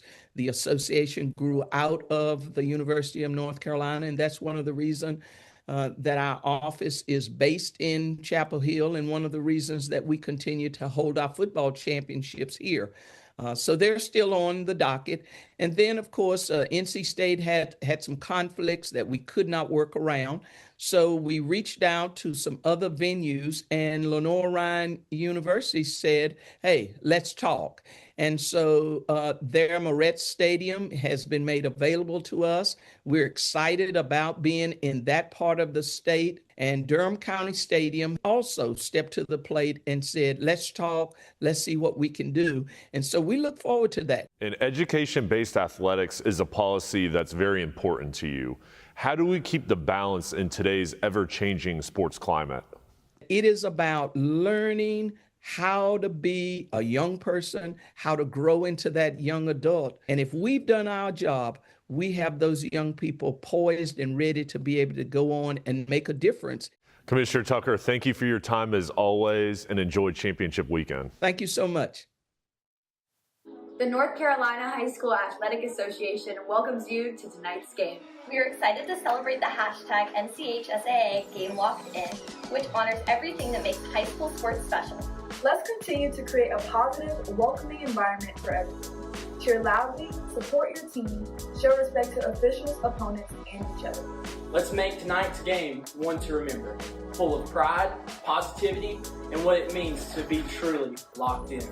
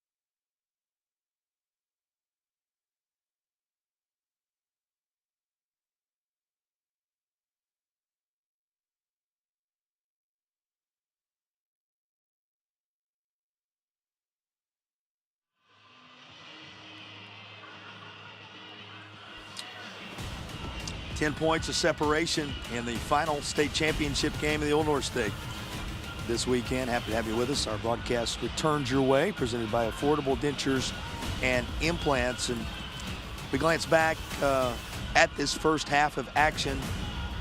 You're going to notice a great start for Hunt. They closed strong as well, their last offensive possession at least. But Crest did enough to surge from behind and carry the advantage to the break. Yeah, here we have right here. Excuse me. We have number 2, Mez Harris. He's got both their touchdowns. You know, he's a dynamic runner for sure. And we have Crest here, led by the quarterback, Hamrick, getting into the end zone there. And once again, We have Hamrick leading the way. I love this effort right here by the young man Edwards as he is escorted into the end zone by Mez Harris on the other side of the ball. And their version of the tush push right there for Crest. Yeah, close proximity. Hamrick can be just as good, but here's a guy who showed what his MO is. This is vintage Mez Harris. Yeah, like he's just jogging, man, just effortlessly. Look how he's separating himself down the field, and that was an 80-yard run right there. And for the score. I think Reggie, who takes good care of us always at these state championship games, said he walked the dog at the end, just looked leisurely as he was finishing things up. Here was a field goal for Crest. Career really solid in that department. You wonder if it factors in later on. What stands out in the numbers, perhaps what's not there? Yeah, what's not there is that big 0, the goose egg right there for passing for Hunt. They have to run a balanced attack. We see here that Mez Harris, he has 1,400 yards passing, 1,200 yards rushing. Got to get something on the board for those passing. Got to keep those DBs, all those, ACC and D1 commits, got to keep them honest. Well, the final halftime adjustments being made as we speak. It has been a tremendous season of Thursday Night Lights and Friday Night Rivals all across the country.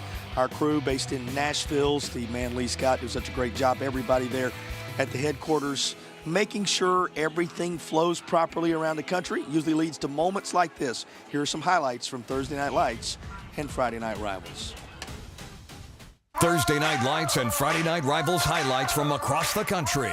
Ron, nice cut move and a hurdle. He's still on his feet. Are you kidding me? Caleb Ron, touchdown. Oh my goodness, what did he just do? He will roll right under pressure, still on his feet, trying to find somebody downfield. He's in trouble. He'll throw it to the back of the end zone. A receiver's wide open. Touchdown, McQueen. Michael Henry got his field goal blocked, caught it, and said, look what I found. Touchdown. In one of the most bizarre football plays you will ever see. Pressure, throws it downfield to the middle of the field. What a catch, coming up and grabbing the ball. Oh my goodness. I had no idea it was one-handed that he grabbed that thing and hauled it in. Another rush, they're going to throw the screen and it's intercepted. How about the big fella, Akeem Davis? Davis staying on his feet. Look at him go. Davis. It's like a scrum. They can't bring him down. Akeem Davis is still moving. At the 30, at the 25, he snuck out of there. Are you kidding me, Akeem Davis? He is in for the touchdown. 55-yard field goal from the left hash. The kick is up, and it is. It's good at the buzzer. Bryant is the hero for the Buccaneers. Tonight's high-end zone views of the game are compliments of Cook Rentals. Now in 5 locations across North Carolina. Cook Rentals, renting the smart way to get things done.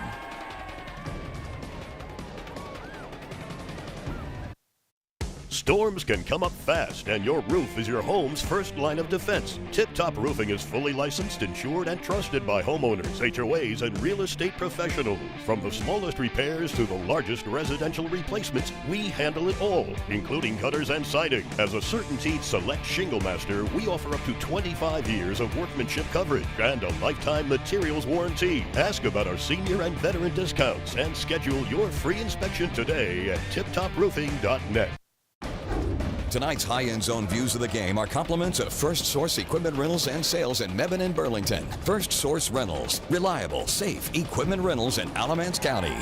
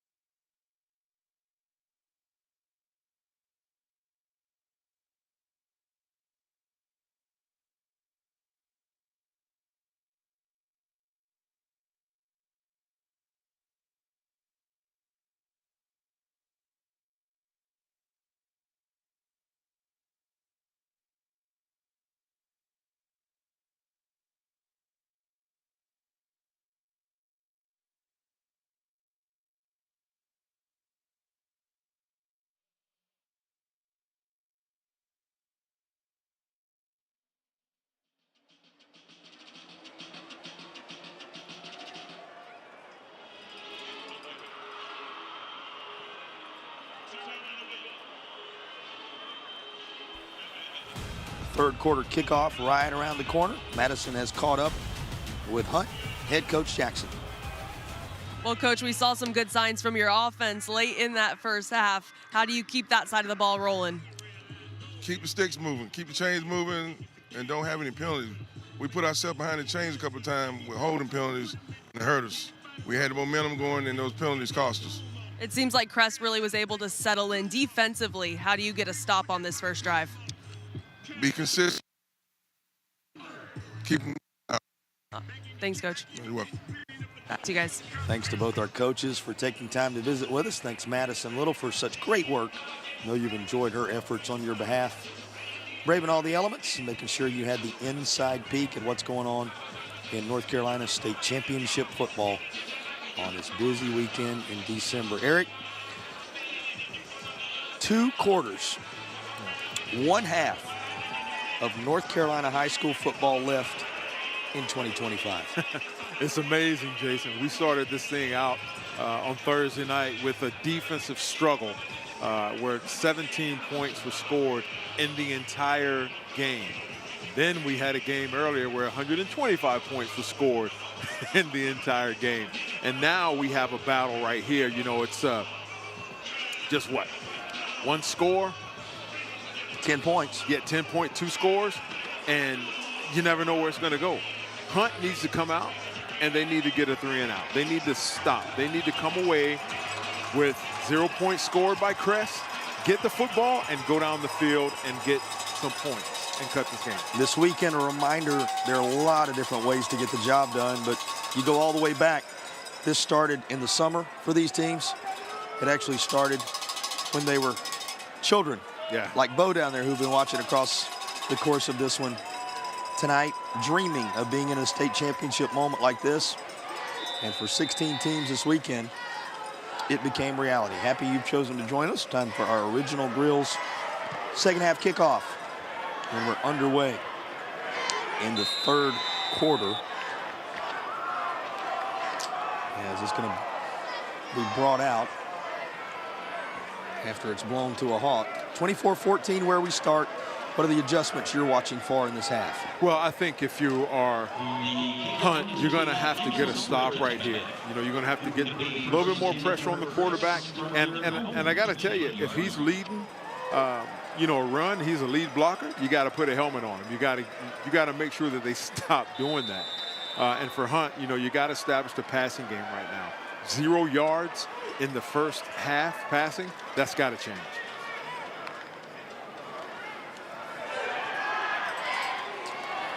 Toss to get things started.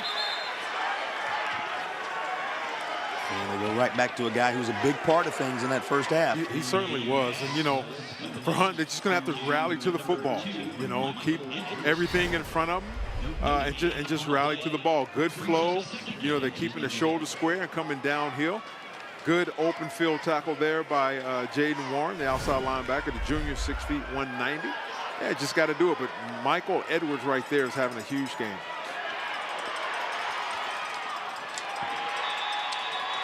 And slung down after just a couple on the far side. And a guy who's factored heavily on both sides of the ball is there again. Yeah, there he is, Mr. Mez Harris. And it's just a little stop, and Harris with the pursuit. Edwards throws off 1 tackle, but he's not going to get away from the all-purpose player there, Mr. Mez Harris. It's a great tackle by the quarterback, who is now a defensive back. And he's a junior, so it's a lot of good things are expected out of him over the next year. One of the highlight performers already tonight. And that's going to be a first down. Up across the 35, still battling. Woohoo! Sheer will. That's Brock Melton. I love the effort. Love the effort. Watch this. Just a little quick hit. You know, just a block coming out. And look, watch this. Stiff arm. He's not going to be denied. Carried another 4 or 5, maybe 6 yards right there. Good hustle. Now you have me. Now you don't. That's right. Melton keeps on digging. There is a flag. Hamrick talking things over with our official.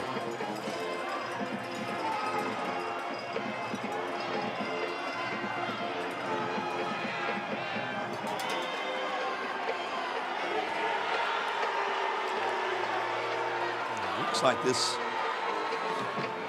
was a post-play infraction against Crest. Yeah, like it was a dead ball, unsportsmanlike against Crest. Not sure what it was. Couldn't get his microphone working there, but the Chargers are backing up, so we know it was against them. Not sure what had happened.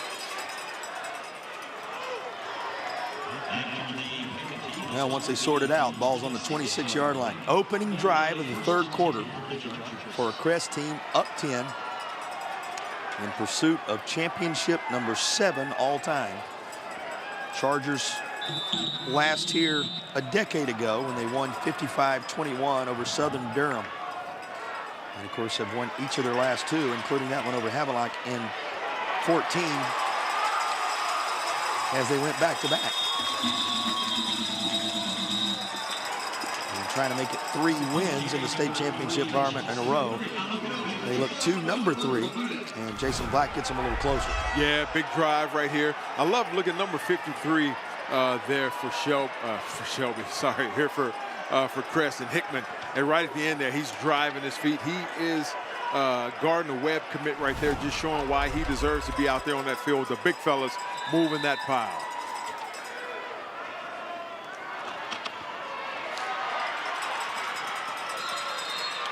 Hamrick out of bounds, and there was a little extra at the end. Yeah, it was. And once again, emotions, JP. It's hard to stop once you get your hands on that offensive player, and you're so close to the sideline there. It's hard to stop. And I don't know if they're discussing what they're going to do, but I think they're going to give him a dead ball. Dead ball. Personal foul. Defense, number 10. 15-yard penalty. First down. Yep, unnecessary roughness. We got him back. And so there he is, Hamrick. He's running toward the sideline there. And see, it's so hard to stop. It's hard to tell where you are, but he was well out of bounds as he slung the quarterback down. Some post-play penalties that have been consequential to the early stages of this third quarter on both sides.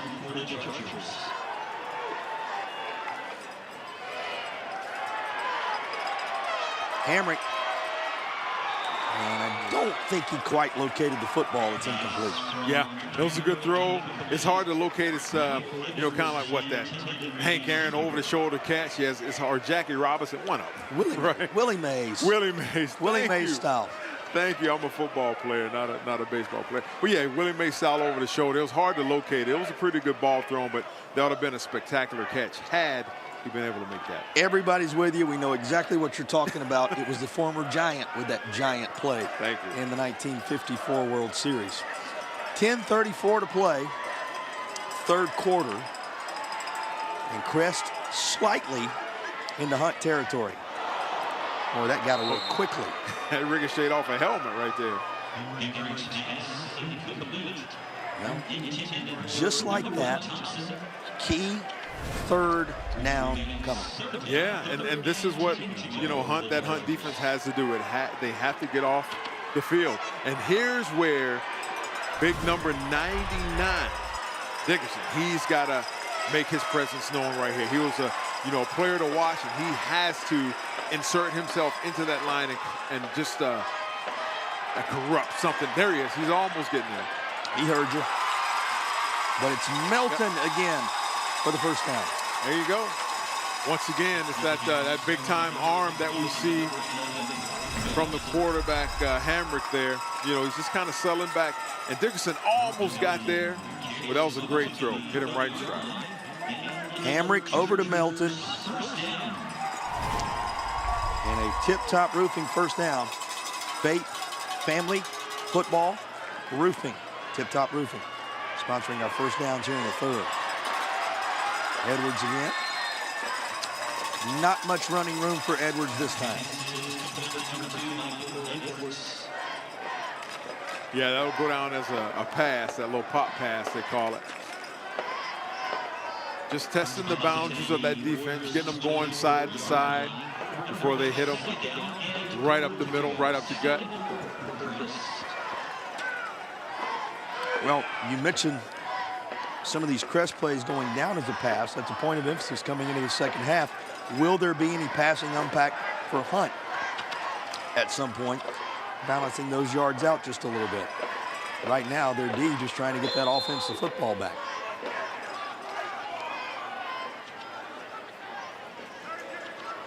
And timeout is taken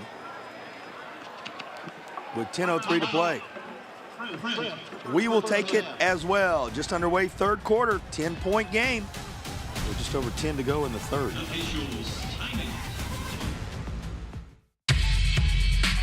The need for officials has never been greater. Without officials, we don't have this.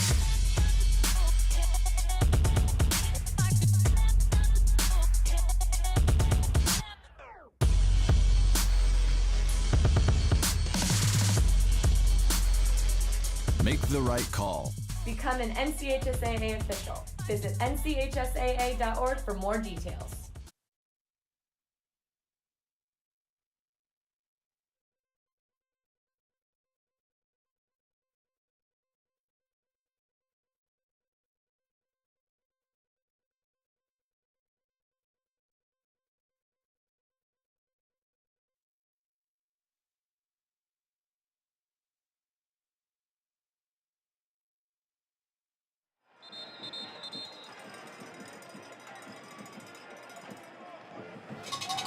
Before all is said and done, we will have the Affordable Dentures and Implants Player of the Game selection. Affordable Dentures and Implants reminding you, use your 2025 dental benefits now. Get the smile you deserve.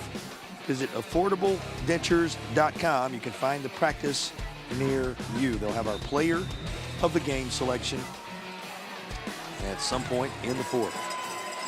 10:03 here in the third. Hamrick making a bid to be that guy. And he's still up until he finds the end zone. Touchdown for the Virginia commit yet again, and he just followed the deal makers. Yeah, he is either a lead blocker or he's following a lead blocker. That was a great run. You know, just a quarterback power. I mean, call it what you want. They outnumber you at the point of contact, and there you go, point of attack. Sorry, and he just muscles his way into the end zone. Hamrick's latest moment of impact in this game. And the extra point is just as true. Crest lead growing to its high water mark here. Yeah, there you go, JT. And before it gets out of hand, Hunt is going to have to make a stop. Hunt is going to have to do something special on special teams, a splash play. They're going to have to, you know, make a stop on defense, but they're going to have to air the ball out right here, JP. First time getting the ball here in the second half, so they're going to have to make something happen right now. It's not time to panic yet, but if they don't get in the end zone this drive, Crest puts another in the end zone, then it's going to be time. But right now, they have to get something going.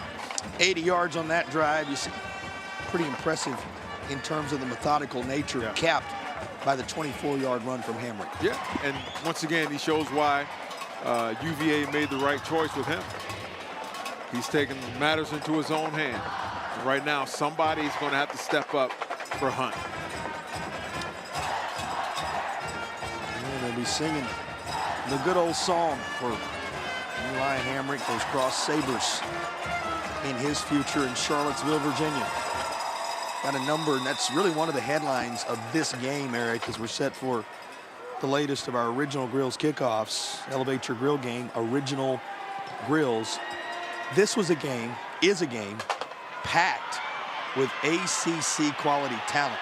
Duke, NC State, in his case, Virginia. You're watching a lot of players under the bright lights of a Saturday night in the high school ranks who are going to be under the bright lights on Saturday nights for a long time. You better believe it, JP, and they're getting used to it, right? They're settling in, and you see Crest just really settling into the game, not panicking, methodically going through their playbook, making plays where necessary, where they need to, and capitalizing on them. And now it's time for Hunt right now. It's time for their playmakers to step up, starting with Mez Harris, and make something happen right now. You talk about momentums and runs that occur across the course of a game. When it was 7-0, Crest put up 21 in a row to take a 21-7 lead. After Hunt answered to make it 21-14, they have since posted the last 10. It now sits 31-14 in the back and forth that has been the 5A title game. You said it.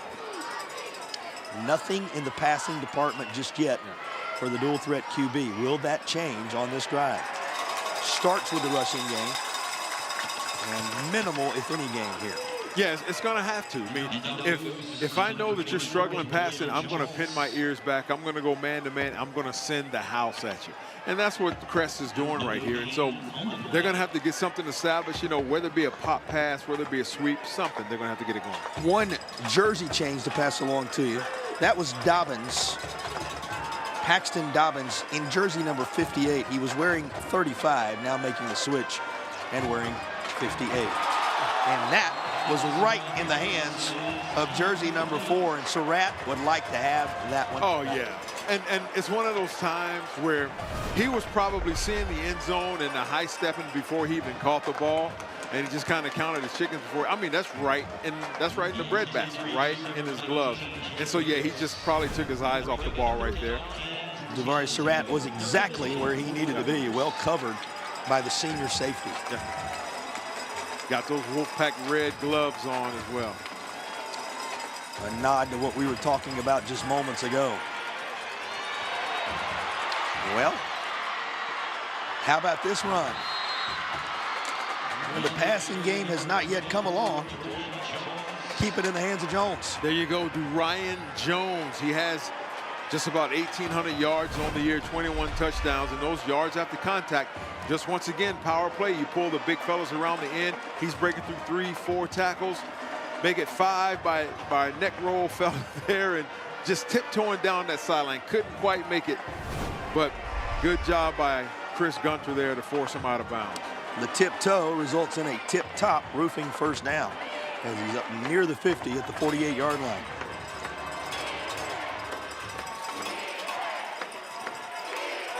Got to get something going. Got to sustain this drive and get points out of it. Yeah. You'll remember he had one of the rushes of the contest, 80 yards on his touchdown rush earlier. This is a pretty impressive start to this next sequence. This is what I like to call attack read. You see Gunter right there with that neck roll being shoved into the hole and make the tackle. I absolutely love it. Great pursuit. Way to hold on to the ball there by Mr. Harris, but going to have to keep this drive going right now. You'll have to forgive Eric Gash. He's watching it from a defensive perspective. That's right. That's his background and his life. And it's going to be tough on the D. Yeah. Out of bounds, just outside the 30. Harris starting to heat up a little bit here. Yeah, and you see there's an attempt to drop back and see if we can get some chunk yards down the field, but when nothing's there, you tuck it and you get what you can, and he runs for that first down. Good job by the young fella. So another tip-top roofing first down. And the coaching staff of the Warriors starting to piece it together for Hunt. Jones again. And he gets just inside the 30.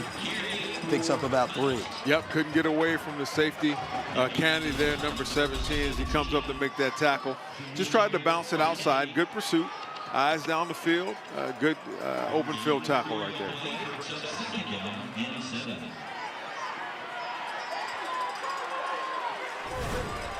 Jamie Hunt facing its largest deficit of the game. You see the vitals on Kennedy, who was in on the action. Jones, and he's near the marker as he lunges forward to around the 22. Okay.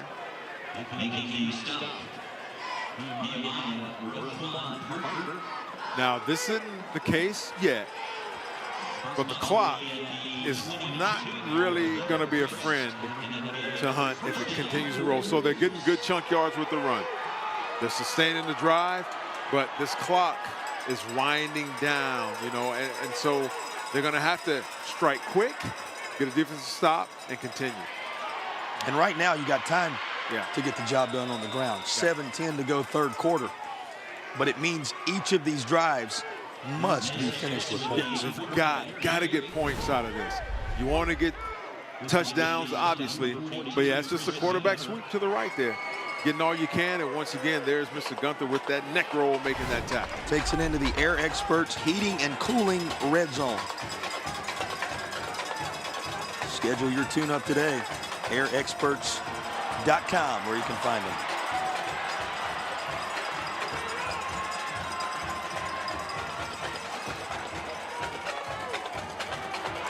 Ooh, new ball carrier and a Crest result. How about big 2-0 for the Chargers in there with force. My.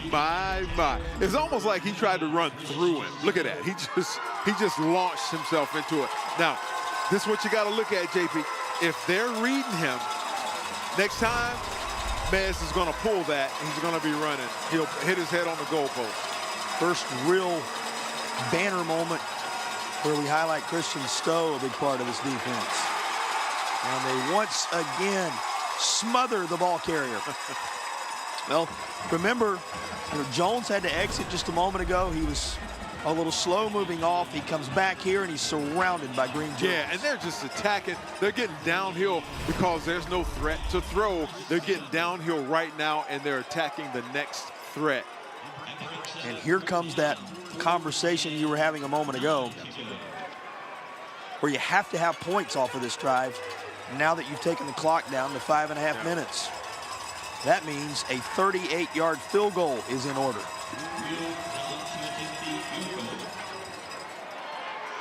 The distance is there, but the kick from Will Dahl is no good.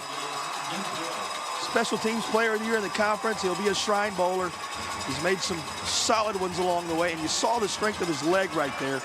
Just couldn't quite punch it through the uprights. It stays 31-14 mid-third. Our broadcast continues, brought your way by Affordable Dentures and Implants on the other side of the break.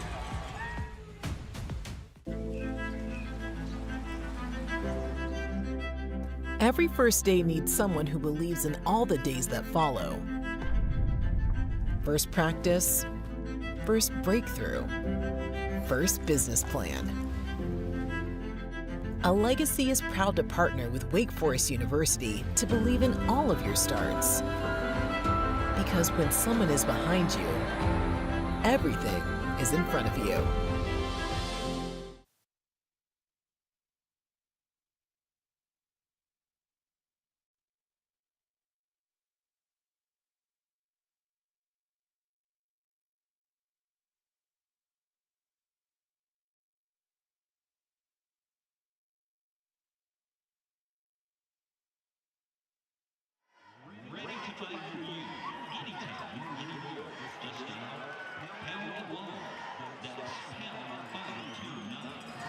You probably already have some moments in mind for our Legacy Federal Credit Union play of the game. Legacy and Wake Forest, we believe they'll have the play of the game before tonight is done. Hamrick back to work. And he's got first down yardage and then some up near the 40. A tip-top roofing first down. This is something we've said several times across the course of the day. But with a run like this and a reaction on the near side like you just heard, it is starting to feel like Cleveland County down around the border again here in Durham. It certainly is, and we're getting into, what I like to call the end game. I mean, they're just going to march the ball down the field. The clock is going to continue to run because they're running the ball. Anytime the ball hits the ground from an incomplete pass, it stops the clock. Right now, the clock is working in favor of Crest. And if they keep pounding the ball right here, it's going to work completely in their favor because the clock is not going to be able to stop. They're going to keep moving the chains, and they are finishing with 6 instead of 3. There's Jason Black, who makes it back-to-back tip-top roofing first downs. Yeah. This is right at midfield. The football's nose resting on the 50-yard line. Now under 5 minutes to play in the third, to Eric's point. Yeah. And I want to point this out, too, in the day and age of these high-powered offenses and stuff where they're signaling in all kind of plays. Hamrick is coming to the sideline, getting the play, running back in, and is calling his number. Smartly gets out of bounds. Some things still work. There you go.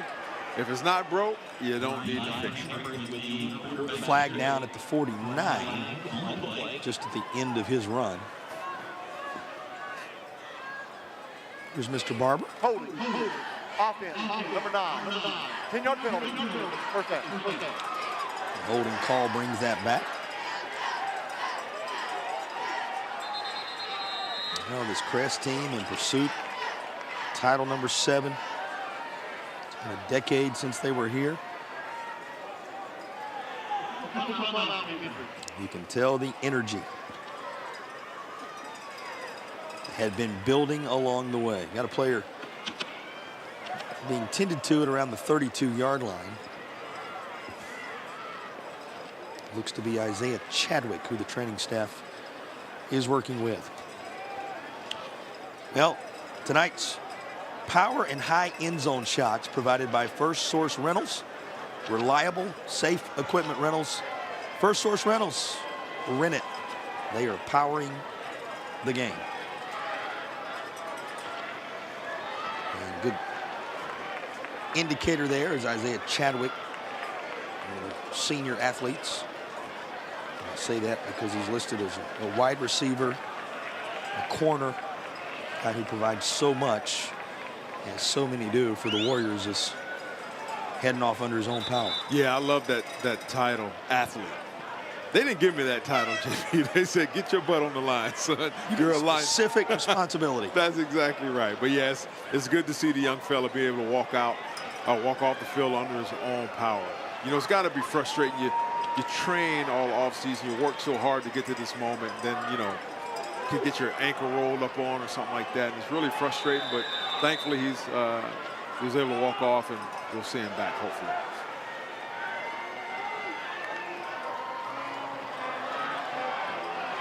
First and 19. A good chunk of it as he goes to the skies and hits Edwards across the 50. Yeah, and that's the beauty of it. You know, as we look at this replay here, you got 7, 8 men in the box. Well, that's the throwing situation, you know, and so what do? You just pitch it out there to one of your athletes, Mr. Edwards. He's having a heck of a game. You get 5 yards. It's almost like a sweep, a run. You know, he completed the pass and got what he needed to.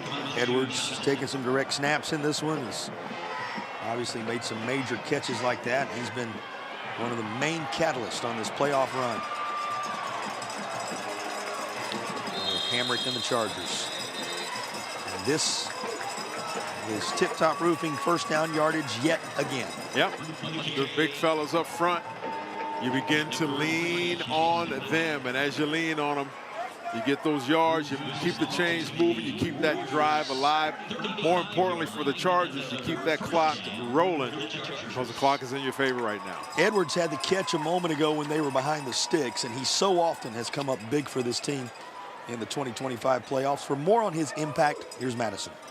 Well, guys, his coach said that he's been a big part of this playoff run. They're playing more complete football in the playoffs. He says the second half has always been the Achilles heel, but the last 4 games, they've won the second half, and Edwards a huge part of that, a receiver, a wildcat quarterback at times, returns punts, and he's been at his best lately.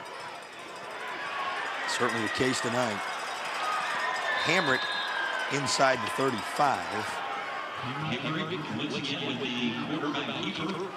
Well, you go back to some of the conversations this week about how good Edwards has been, about how talented this Crest offense was overall. You know, Coach Jackson said when Hunt was asked about Crest, you can't stop them. You just try to contain them. Right. And they have shown that to be true tonight. Edwards, one of the big reasons why that's the case. Absolutely, JP. And, you know, got to give a shout out to Big Dickerson, number 99. He made that tackle pursuing down the line of scrimmage.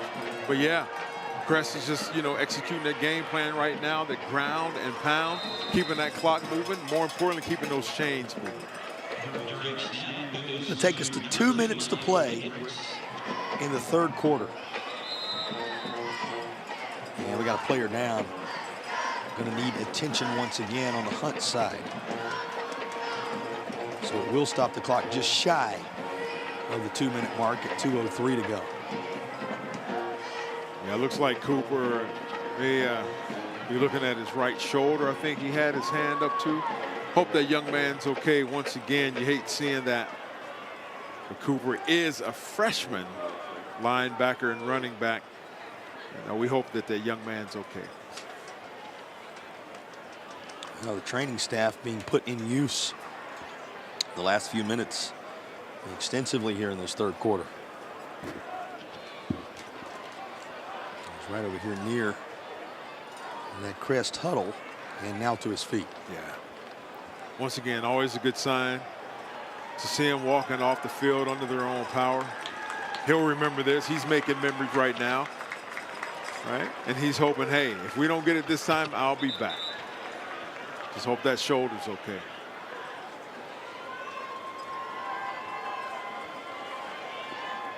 Of course, this team here in the state championship environment for just the second time. They were here in 2004 battling for the 3A crown against Concord. Now back and still looking for that first title. Did put the first points on the board in school state championship history and the first of this game. But Crest has powered back since. They hold the lead late third. So this is a Crest team, Eric. May surprise you to know with all the firepower we saw from Shelby earlier today. Won't surprise fans who follow the rivalry closely there in Cleveland County. They handled the Golden Lions 31-24 in that game.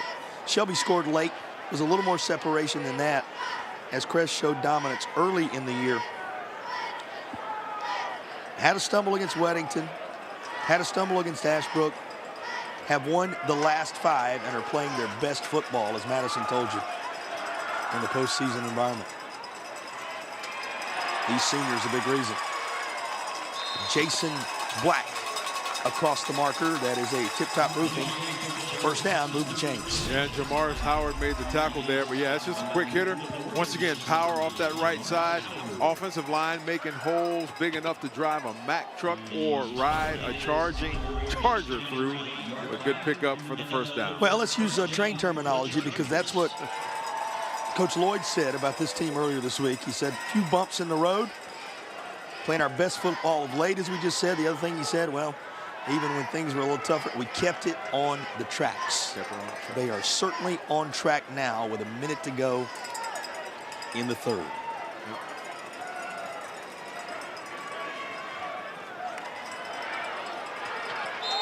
Football out. Oh, but they're both dead. That would have been one of those splash plays that they so desperately needed. It had potential. It certainly did. Certainly did. Well, listen for the whistles. Here's a real-time look. Oh, wow. Seems that the whistles came afterwards, but we don't have the benefit of instant replay, and there's another flag. Randy James again to rip that out of there. And Jeremiah Thomas thought he was off to the races. Crest's going to come over near the sideline. We'll talk about this with 19 seconds to play for just a moment. Yeah, I'm not sure what that flag was. I did see a flag go up. Maybe it was a sideline warning or something. Not sure. He didn't walk anything off either way. Didn't look like it.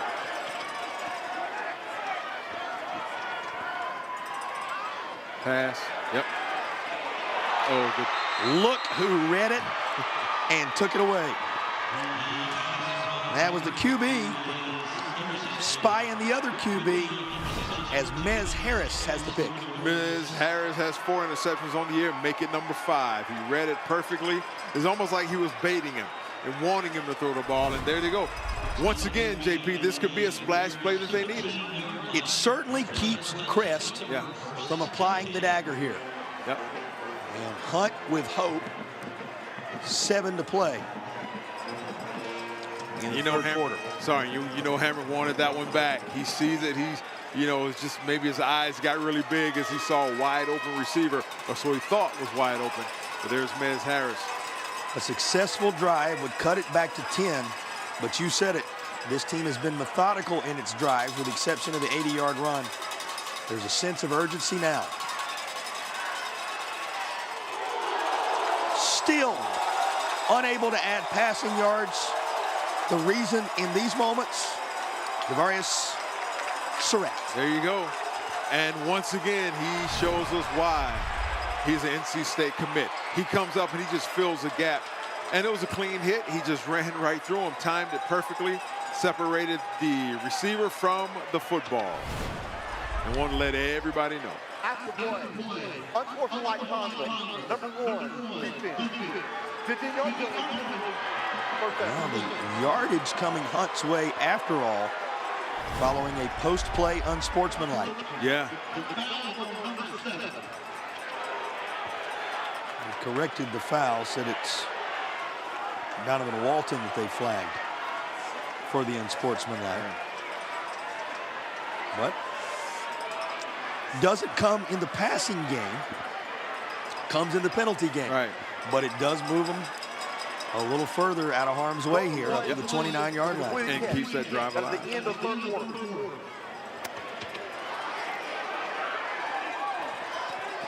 Also went ahead and declared the end of the third quarter.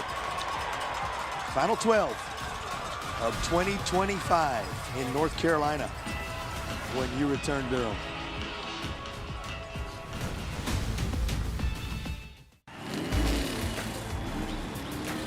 Robert, go for more.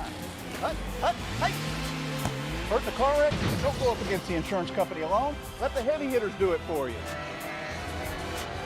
Call 800-LAW-0804 and we'll go after all the money they should be paying you. Stay out of the courtroom and get into the end zone. Call the heavy hitters, who are attorneys Tatum and Atkinson. Call the heavy hitters, they'll work to get you more. 1-800-LAW-0804.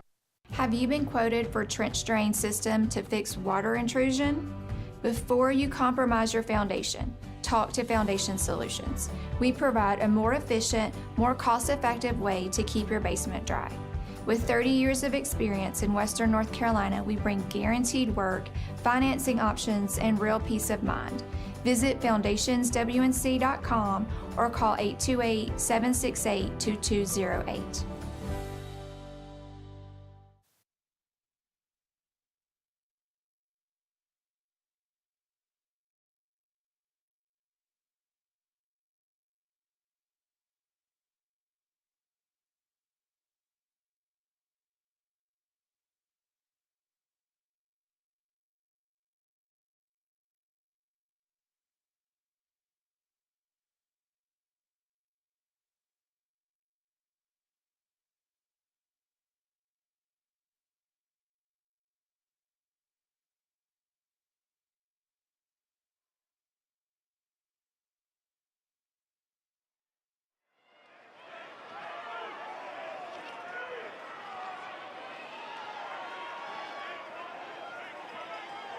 Starting the fourth quarter, Hawks the ball at their own 29-yard line.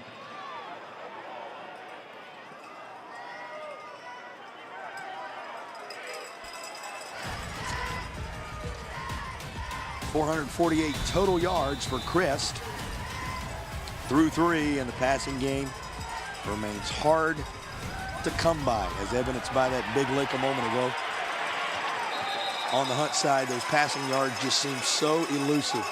Yeah, and I think that's the difference in the game. 0 for 6, 1 interception to 192 passing yards for Crest. Yeah, they're going to have to open up the playbook some here, JP.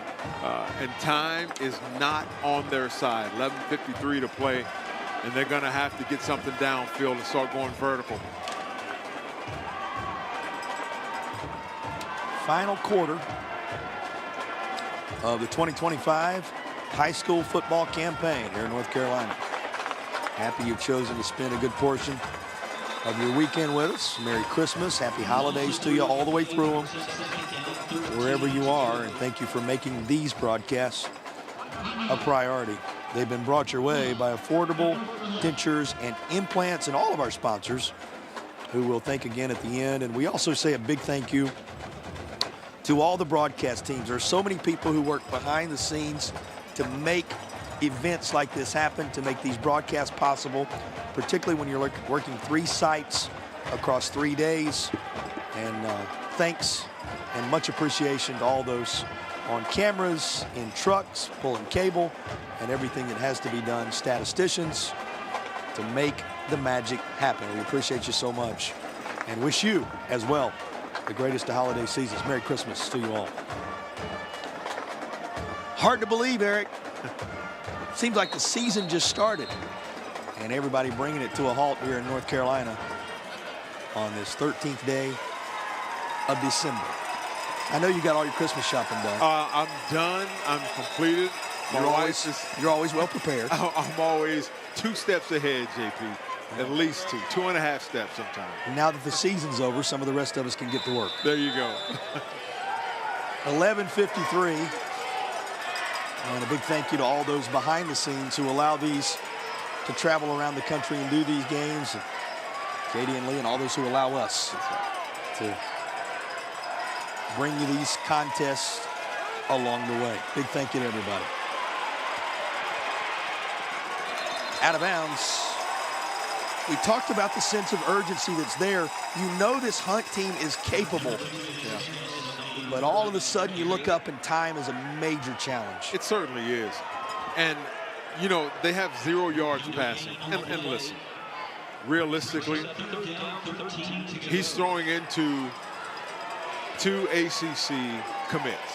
One going to Gardner-Webb. I mean, it's like you look over top, and it's almost like they're daring him to throw because of what Crest is able to line up with. I mean, so you really can't blame him, but you're still going to have to move the ball down the field. And while it's not their game, you would like to see enough, to your point, keep it honest. Yeah. Instead, they can pin their ears back, and you see the frustration as Crest's front gets in there again.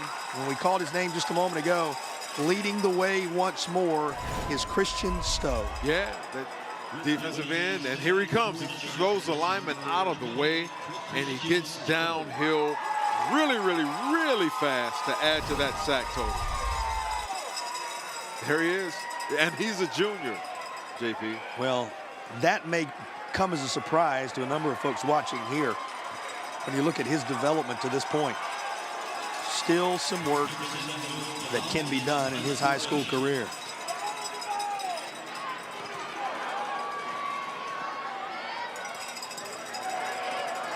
Nice roll for Hunt. All the way inside the 30. That's where Crest will have it when you return to Durham County Memorial Stadium. And our broadcast brought your way by Affordable Dentures and Implants continues. Storms can come up fast, and your roof is your home's first line of defense. Tip Top Roofing is fully licensed, insured, and trusted by homeowners, HOAs, and real estate professionals. From the smallest repairs to the largest residential replacements, we handle it all, including gutters and siding. As a CertainTeed Select Shingle Master, we offer up to 25 years of workmanship coverage and a lifetime materials warranty. Ask about our senior and veteran discounts and schedule your free inspection today at tiptoproofing.net.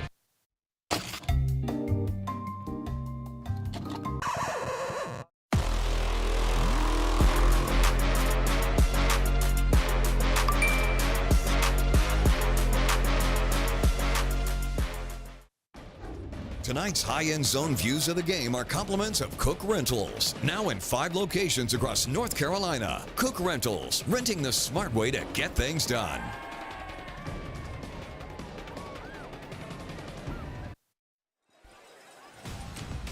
Crest trailed early, but surged out front to lead at 31-14 in the early stages of the 4th. Chargers with the football, and now they begin to think about the manner in which they can start to salt one away for a title here. Better believe it, JP. Probably going to be a series of runs right here. Oh, but here we go, stepping up. Guess who was waiting? Big 5-1 in there quickly to get the job done. Macarius Dickerson, I love it. The big fella penetrating through, shedding the blocks and getting right down to business. And hey, we're not done yet. Let's go, fellas. Keep it fired up. I love it to see the big fellas getting emotional. 10:23 to play. Has him in a 2nd down and 15. Call it 14 here. The ball is just inside the 25. Thompson still up, and he is near the marker as he rushes for right at 14 of those yards needed. In fact, he has them. You can move the chains. That is a Tatum and Atkinson first down for Crest, and that's step one in that process of, as we said, salting away what would be a 7th championship here in school history. Yeah, and you know, they're going to run the ball. They may or may not throw it here, you know, a couple of times, but as long as those big fellows up front can continue to lean on that defensive front from Hunt and continue to get 4 and 5 yards a clip, they'll keep running the ball because that clock keeps running, and as those seconds tick away, it gets them closer to that state championship. Now, a couple of rushing touchdowns for Hamrick, a couple of rushing touchdowns for Edwards in the game. Thompson and Gamble have carried the ball a couple of times. Nobody's had more touches than Jason Black, and he's a 100-yard back in the state title game. It'll be Hamrick taking it himself this time. He'll take that first down yardage the rest of the way. Yeah, and there he's patting himself on the chest again like, that was my bad. Not sure if he was going to give it or it was a bad read or bad handoff or interchange there, but he was like, my bad, coach, I got you. And here we go. The clock continues to run. And again, Jason Black, 15 carries, 105. He's a 100-yard back. You look at Hamrick's numbers, the Virginia commit has not only rushed for over 80 yards, and you know that includes for the quarterback everything else as well. He is 14 of 22 for 192 yards through the air. Who can forget that long 50-yarder when they were backed up early in the game? Flags here as he tried to draw them off. Well, and he did it well.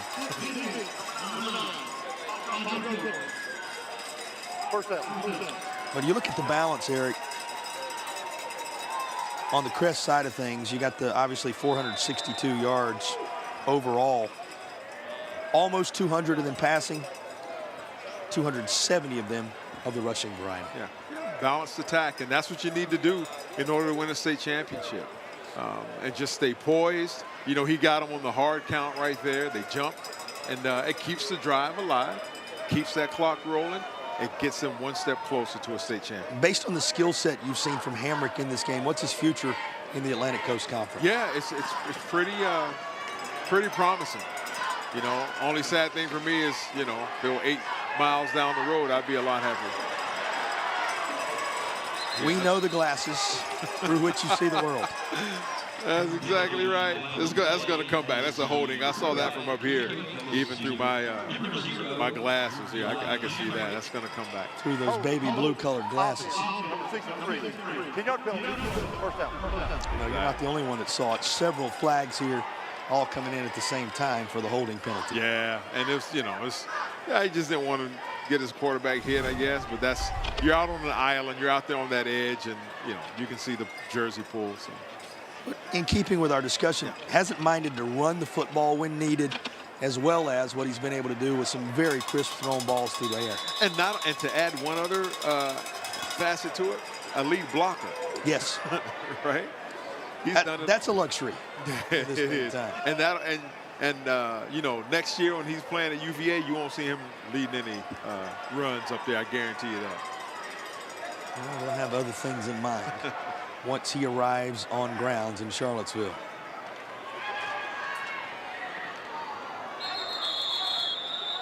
Across the 40 to the 41. That's Jason Black.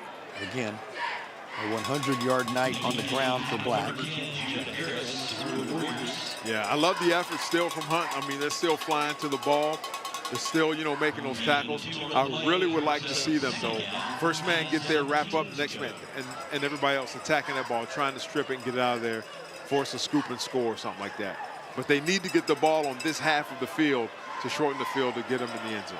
Second down in a while. They need the 42 on the other side. Edwards. All kind of real estate into the red zone. Yeah. Edwards into the Air Experts heating and cooling red zone.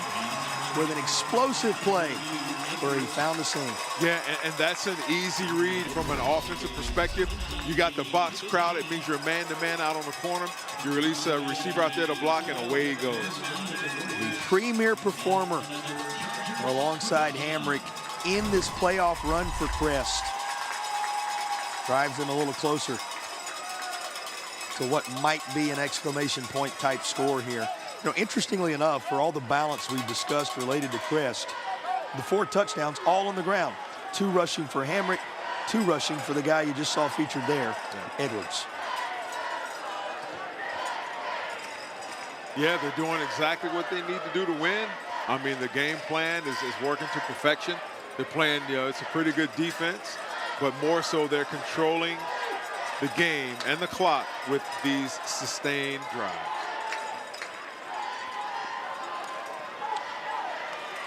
Jason Black down to the 12. One more chance, at least to remind you here that the Air Experts Heating and Cooling Red Zone is in effect. You can schedule your tune-up today at airexperts.com. Of course, this was a 7-7 game after one. Crest outscored Hunt 17-7 in the second. And to this point, the Chargers have scored the only points of the second half. Yeah. Looks like they're going to add to that total right here, JP. Certainly poised to do so. Second down.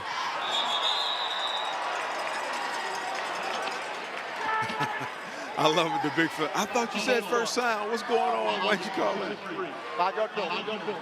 Second down. Where do you think that ball was going? Right, he was ready. He was ready.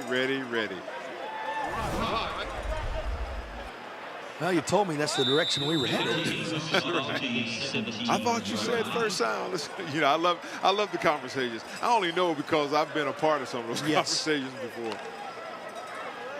It's not as easy as it looks, this game of football. That's right. A lot of moving parts. 17-yard line. Thompson going to take it back around the 12 where the line of scrimmage was a moment ago. More than anything, that puts the clock back in motion for Crest. Yeah. Good tackle there by Jaden Taylor. Looks like saved the touchdown, saved the tackle. Went at the legs. There you go. Wrapped it up. Did just enough to get him on the ground. There is a first down available in this Air Experts Heating and Cooling Red Zone chance. It's available at the 2-yard line. Crest may opt to forego that if they can go ahead and close the deal.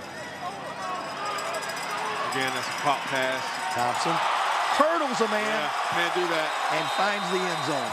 But the flags come in Groves. Yeah, can't do that. It looked good, right? But he's going to have to save that one for Saturday. It's a moment that will last. Yeah. It simply won't result in 6. That's exactly right. They're going to talk about that one on the Crest campus for a long time to come.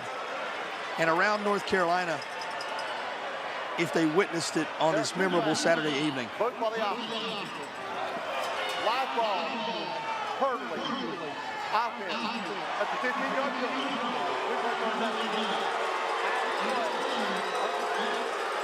And you can hear the collective groan from the home side saying, come on, ref, how could you not love it? Right. Well, he's got a job to do. They see it on Saturday and Sunday. You know, in high school football, they're not allowing that to happen. But I will tell you, he may have a future in long jump. Well, in high school football, there aren't too many who can make it happen. Right. Tip your cap to Thompson for showing his ability right there. But it does come back on the flag. Yeah. And he cleared it. I mean, he cleared the helmet, everything. He didn't even touch it. Somewhere there's a track and field coach that's flipping through the channels in the state of North Carolina. Perhaps found a guy if he's not busy doing other things. Yeah, he's a junior too, saying, wait a minute, we'll get this young man out on that track in the spring. He's got a football future as well. It's going to back him all the way up to the 41. He gives a new definition to 3rd and long. This is worth yet another. Here we have a Carl Lewis looking like bloop, right over top. And number 15, Johnson is like, hey, where did he go? Again, I say, it will live on. It simply won't result in points.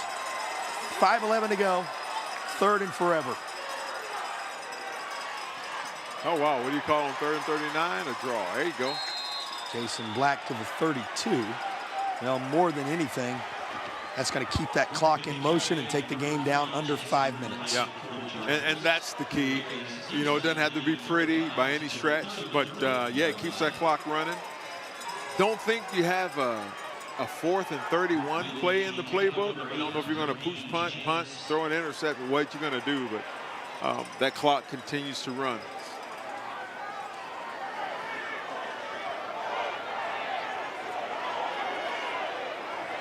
Crest kind of beginning to gather on the near sideline. They've got obviously a couple of timeouts to work with here. No real need to take any the rest of the way. In command of this one, so they'll take it here. We will as well. Balance of the 5A title game and the 2025 high school football season in Carolina coming up in just a bit.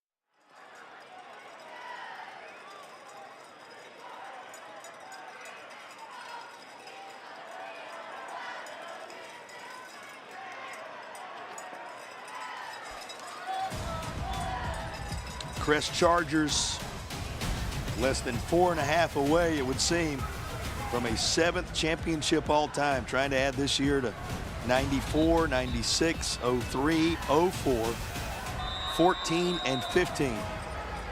What do you hear there? They generally come in pairs for Crest, which means this may be a team you hear from again moving forward. They're certainly trying to put the finishing touches on the 2025 edition of a title after coming back for the first time in a decade. And this may put the exclamation point on what has been a banner day for Cleveland County. What about the toss from the Virginia commit? And the play from Thompson on the other end is just as true. He's going to be flagged again from everywhere, but nobody wearing green and yellow is going to mind in these moments. Well, I stand corrected again. I say, well, you usually don't have a play for 4th and 31, but maybe you do, right? He was wide open in the corner, and there's where he gets the flag from. He just jumped over a guy, and now he's doing backflips. Can't do that in high school football. It was a good flip. You know, I give him a 10 on the technique, but he's going to get flagged for that every time. We respect your athletic ability. Right. But they're not going to let you get away with the taunting piece here or the hurdling piece there. Touchdown's going to stand this time around. That's the difference. Yep. With 4:16 to play.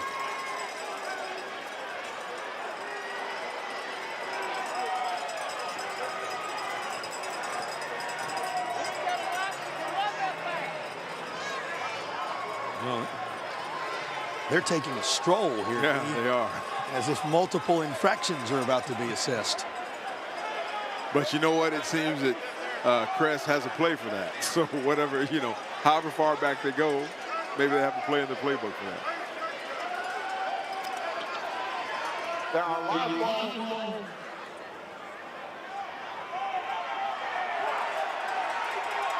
Live balls. Illegal touch. Offense. Wow. The loss of that. Down. After the play.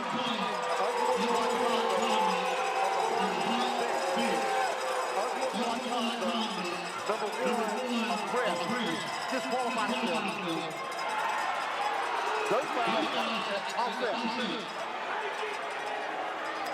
Well, he picked up another unsportsmanlike.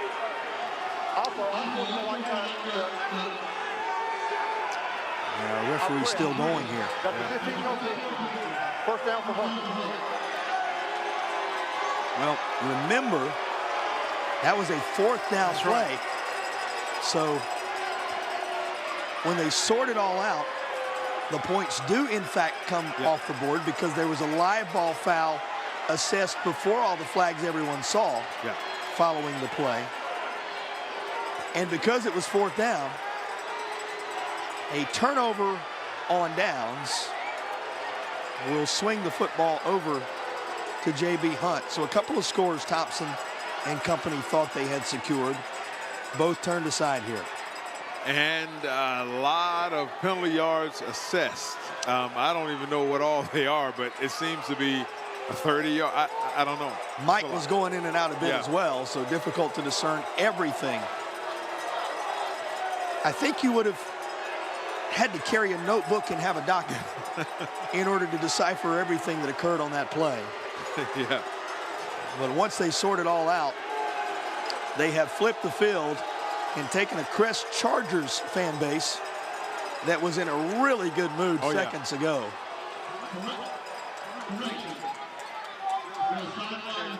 Not enough sportsmanlike. That's a 5-yard first down. And giving them something to moan and groan about, some 4:16 away from what they still hope is going to be a championship moment here. Time will tell on that front. But, boy, that's a big, big play. The illegal touching piece of it, the initial call you heard there, which was the game changer for taking the points off the board. And now they're getting back some yards. Yeah. Not too sure, but they'll get it sorted out. We got 4:16 to go, but that was a huge play. I mean, they're still down 3 scores. You never know what can happen here. If they score quickly, quick strike, onside kick, get it back. A lot has to happen in order for them to get back in this game, JP. But hey, stranger things have happened, I guess. What appeared to be a 33-yard touchdown toss. Instead, after the penalties assessed and apparently declined and walked through a second time, results in a turnover on down. So it's Hunt football, and the East champions have their work cut out for them with 4:16 to play. Stranger things have happened. Right. But still down 31-14. And perhaps most importantly right now, a team that has not been able to get anything at all going through the air in this one thus far. Yeah, and that's where the real struggle is. You know, and once again, you're throwing into an ACC. It's understandable. Secondary. You can understand why, they hadn't taken too many shots, but it's going to make it nearly impossible to get back in this game with just handing the ball off with only 3.5 minutes to go almost to try and get yourself back in this game. So.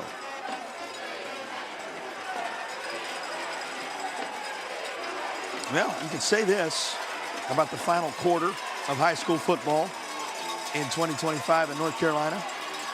It's been eventful. Yeah, it certainly has. And the ball pops out. It looks like Crest is going to recover. Now even more eventful. Coming out of there with the football for Crest. That's Gunter. Neck roll. Your man. That's right. The defensive contributor that reminds you where football was born and bred. Ah, look at him. I love it. Getting downhill. He's sitting there waiting. He's hunting. He's hunting. Ball pops out. There he is. Johnny on the spot. He hops on it. Neck rolled intact. Comes out. Look, mama, look at what I got. I got a football and a state championship. Congratulations. And now he's got the turnover chain. I absolutely love it. Christian Gunter, one of the seniors. And if all that doesn't shake out a moment ago, You miss out on a memory like this. Here's Hamrick. Flags are down at the 50.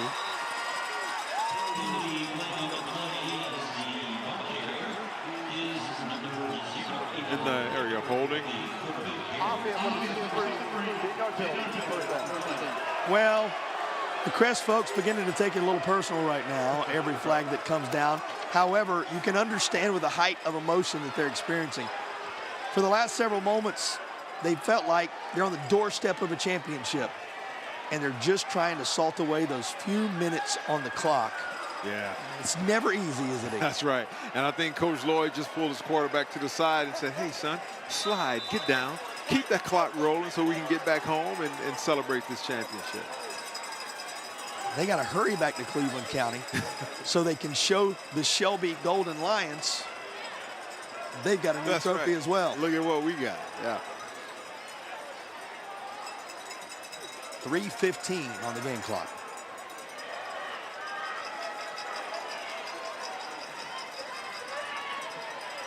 And that's more in the vein of what the scenario calls for. Time to select our player of the game. And you might expect he's going to be living on grounds in the near future.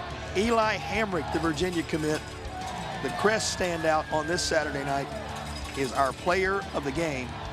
Brought to you by Affordable Dentures and Implants. Congratulations, as you see his numbers on the screen. A remarkable state championship moment. Yep, outstanding. Congratulations. He had a well of a game. Not only did he throw it well, not only did he run it well, he blocked well. And so hats off to him. Congratulations. Here he is leading on the run again. It's the lead blocker. He got a pancake block. Stay in bounds, I know the coach is telling him. Keep that clock running so you can take it back to the house. Well, Black again, and again, he's up over 125 yards in this one. Another flag down. Black was directing his blockers. But finishing up on Hamrick, he had the 2 touchdown runs along with good work through the skies Personal foul as well. Flagrant contact. Number 8 in the defense. He just qualified himself. Oh, wow. Wow. I'll underscore it. Final quarter of the season has been incredibly eventful. As this game has been, makes it tough to select the play of the game, but our legacy Federal Credit Union play to remember from this one, brought to you by Michael Edwards, the standout from the playoff push. I love it. Not only did he score, he had an escort with him, and he carried number 2 Harris into the end zone with him. Well, the 4 touchdowns that counted for Crest, 2 of them rushing touchdowns for Hamrick, 2 of them rushing touchdowns for Edwards tonight. There you go. Great game by that young man.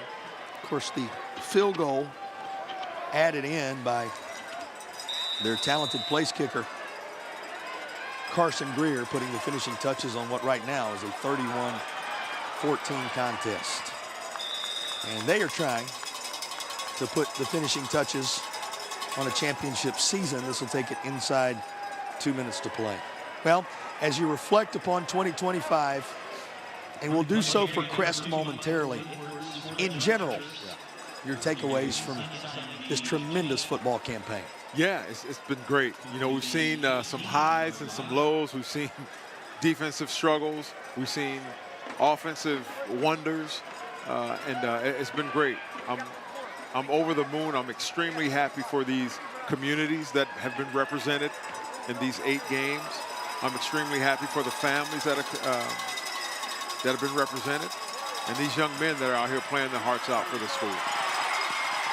Ball pops out. It looked like there were plenty of white jerseys there to perhaps cover it up. And we await the signal. Big number 99, Dickerson's at the bottom of that pile. I think he caused that fumble. Did he recover? And he recovered it as well. Still playing his heart out. Love it. Giving his very best as he snatches away the possession for the crew out of the East. Yep, watch as they pursues down the line. And here he's going to come in. Boom, right there. Oh, it was knocked out by number 28, it looks like. And Dickerson was Johnny on the spot once again to recover that fumble. Love the big fella, stumbling, bumbling. He got it. Keep your head up. Good job. C.J. Dickerson's moment in the 5A title game. 86 seconds remaining in the football game.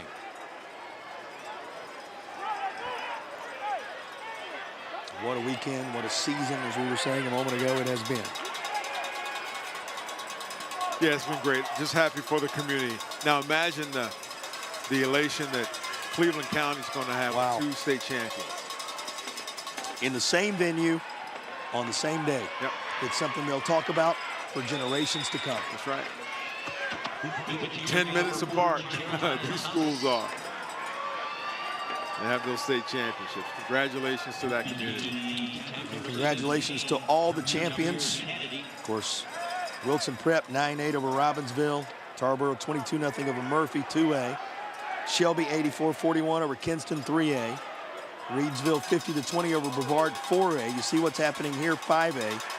6A, Watauga 47, Middle Creek 25. Grimsley claimed the 7A 24-14 over Clayton. Huff 21, Millbrook nothing for the 8A title. Those are your 8 North Carolina State champions for 2025. Crest now officially among them. The Chargers back for the first time in a decade, and they are seconds away now from title number 7. Just secured that moment with the head coach. Yeah, there you go. Showered him with that water and the Gatorade. I'm sure he appreciates it. It's a little cold, but the shower of victory, I'm sure it feels sweet.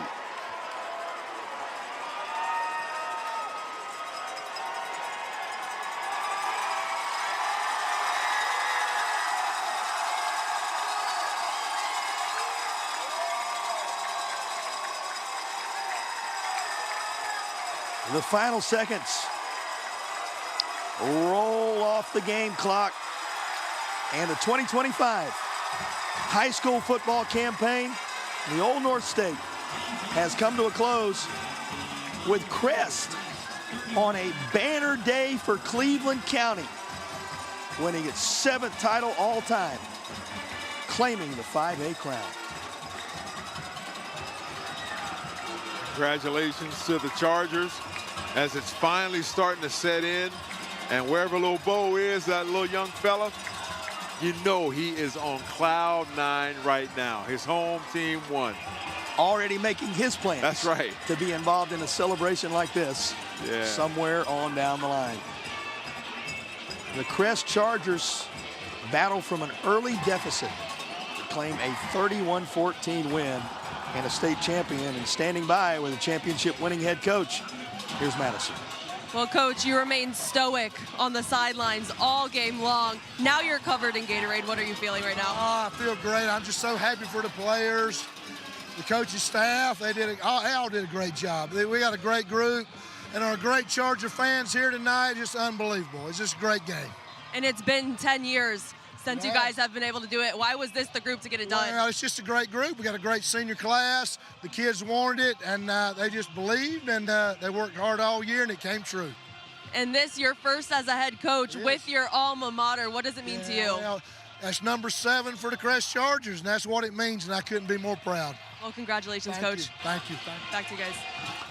He's a Crest guy. You could hear it in his voice. You could see it in his passion across the course of this one tonight. A team that experienced a few bumps in the road along the way, but to borrow his words, they kept it on the tracks.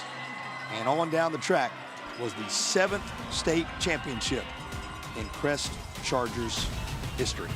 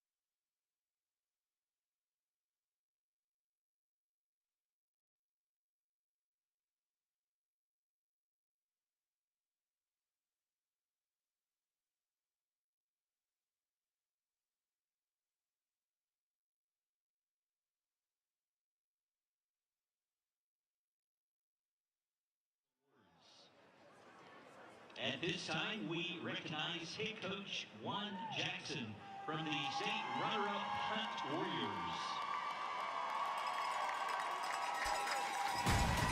Well, in the 112 years of high school football in the state of North Carolina, few have shaped up quite like this, but 320 games plus into this 2025 season, all champions now crowned. Well, it's been a great year for both the East and West representatives in each of these games. Hunt put together a tremendous campaign. They're being honored for the crown out of the East as they battled it out with Crest in this one. And the Chargers, a 31-14 winner. Eric, as you reflect upon what we've seen just ahead of the trophy presentation for Crest, what are your takeaways here? You know, I'm just overjoyed for these young men. You know, Crest, congratulations. They're state champions. For Hunt, you know, congratulations. You made it here. We know you like to win. Hey, there's always next year, and they're going to focus on that. And so congratulations to those communities. You know, to Cleveland County. What's in the water down there? They have 2 state champions. One of them set a record.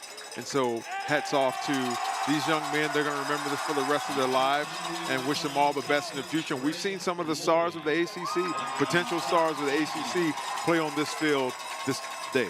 Well, and make way on the highway for those headed back to Cleveland County. Make way in the trophy case when they get there. Both Shelby and now Crest claiming titles here in Durham. We said it, remarkable that it happens on the same day in the same venue to cap off the same tremendous season. Just a remarkable, remarkable campaign for the Crest Chargers. This team that trailed at 7-0 early, scored the only points of the second half after a 17-point second quarter to win at 31-14. The award sponsored by the Carolina Panthers. Superlatives now being handed out. Winners of the outstanding defensive player in this championship, as selected by media representatives covering this game. As we'll let you listen into PA here while the major awards are handed out.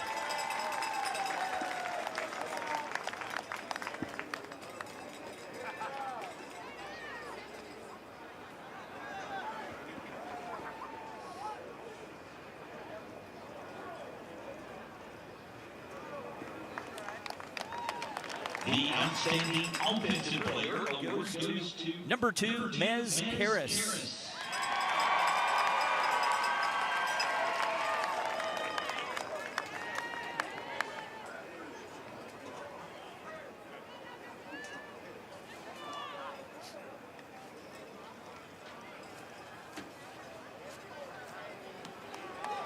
For the state champions, the outstanding defensive player in this championship, as selected by media representatives covering this game, is number 42, Chris Gunner.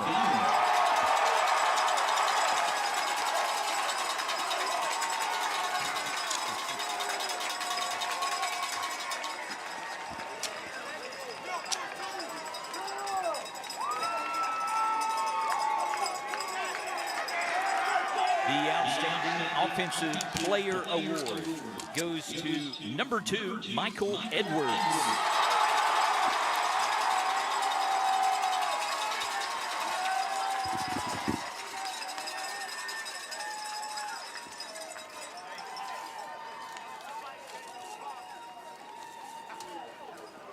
Ladies and gentlemen, there were many outstanding individual performances in tonight's NCHSAA State Championship.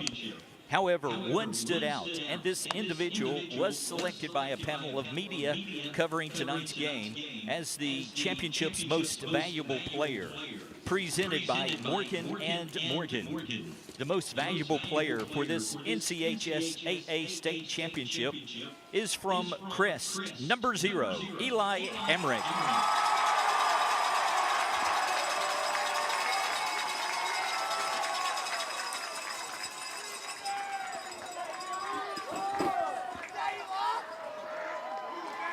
Thanks again to Morgan & Morgan for their continued support of the NCHSAA. Fans, thank you for attending this year's NCHSAA football championships. We ask for your assistance in picking up any trash in your seating area and throwing it in the garbage cans. It is now time to snap the photos that will last a lifetime. Crest Chargers, champions in the 5A classification for 2025 on a banner day for Cleveland County. Well, big thank you to all of our sponsors, the wonderful folks at the North Carolina High School Athletic Association, and these broadcast support partners: Affordable Dentures and Implants, Foundation Solutions, Tip Top Roofing, Air Experts, Tatum and Atkinson, Original Grills, Legacy Federal Credit Union, Ingalls Markets, and First Source Rentals. All these sponsors and partners, through their contributions to the program, make these championship games possible for you, the viewers at home. And it is because of you. We thank you for your support and your love of this sport. Congrats to the 2025 champions: Wilson Prep Academy in Class A, Tarboro in 2A, Shelby in 3A, Reedsville in 4A, this Crest team in 5A, Watauga in 6A, Grimsley in 7A, and Huff in 8A. Those are your champions forever from 2025.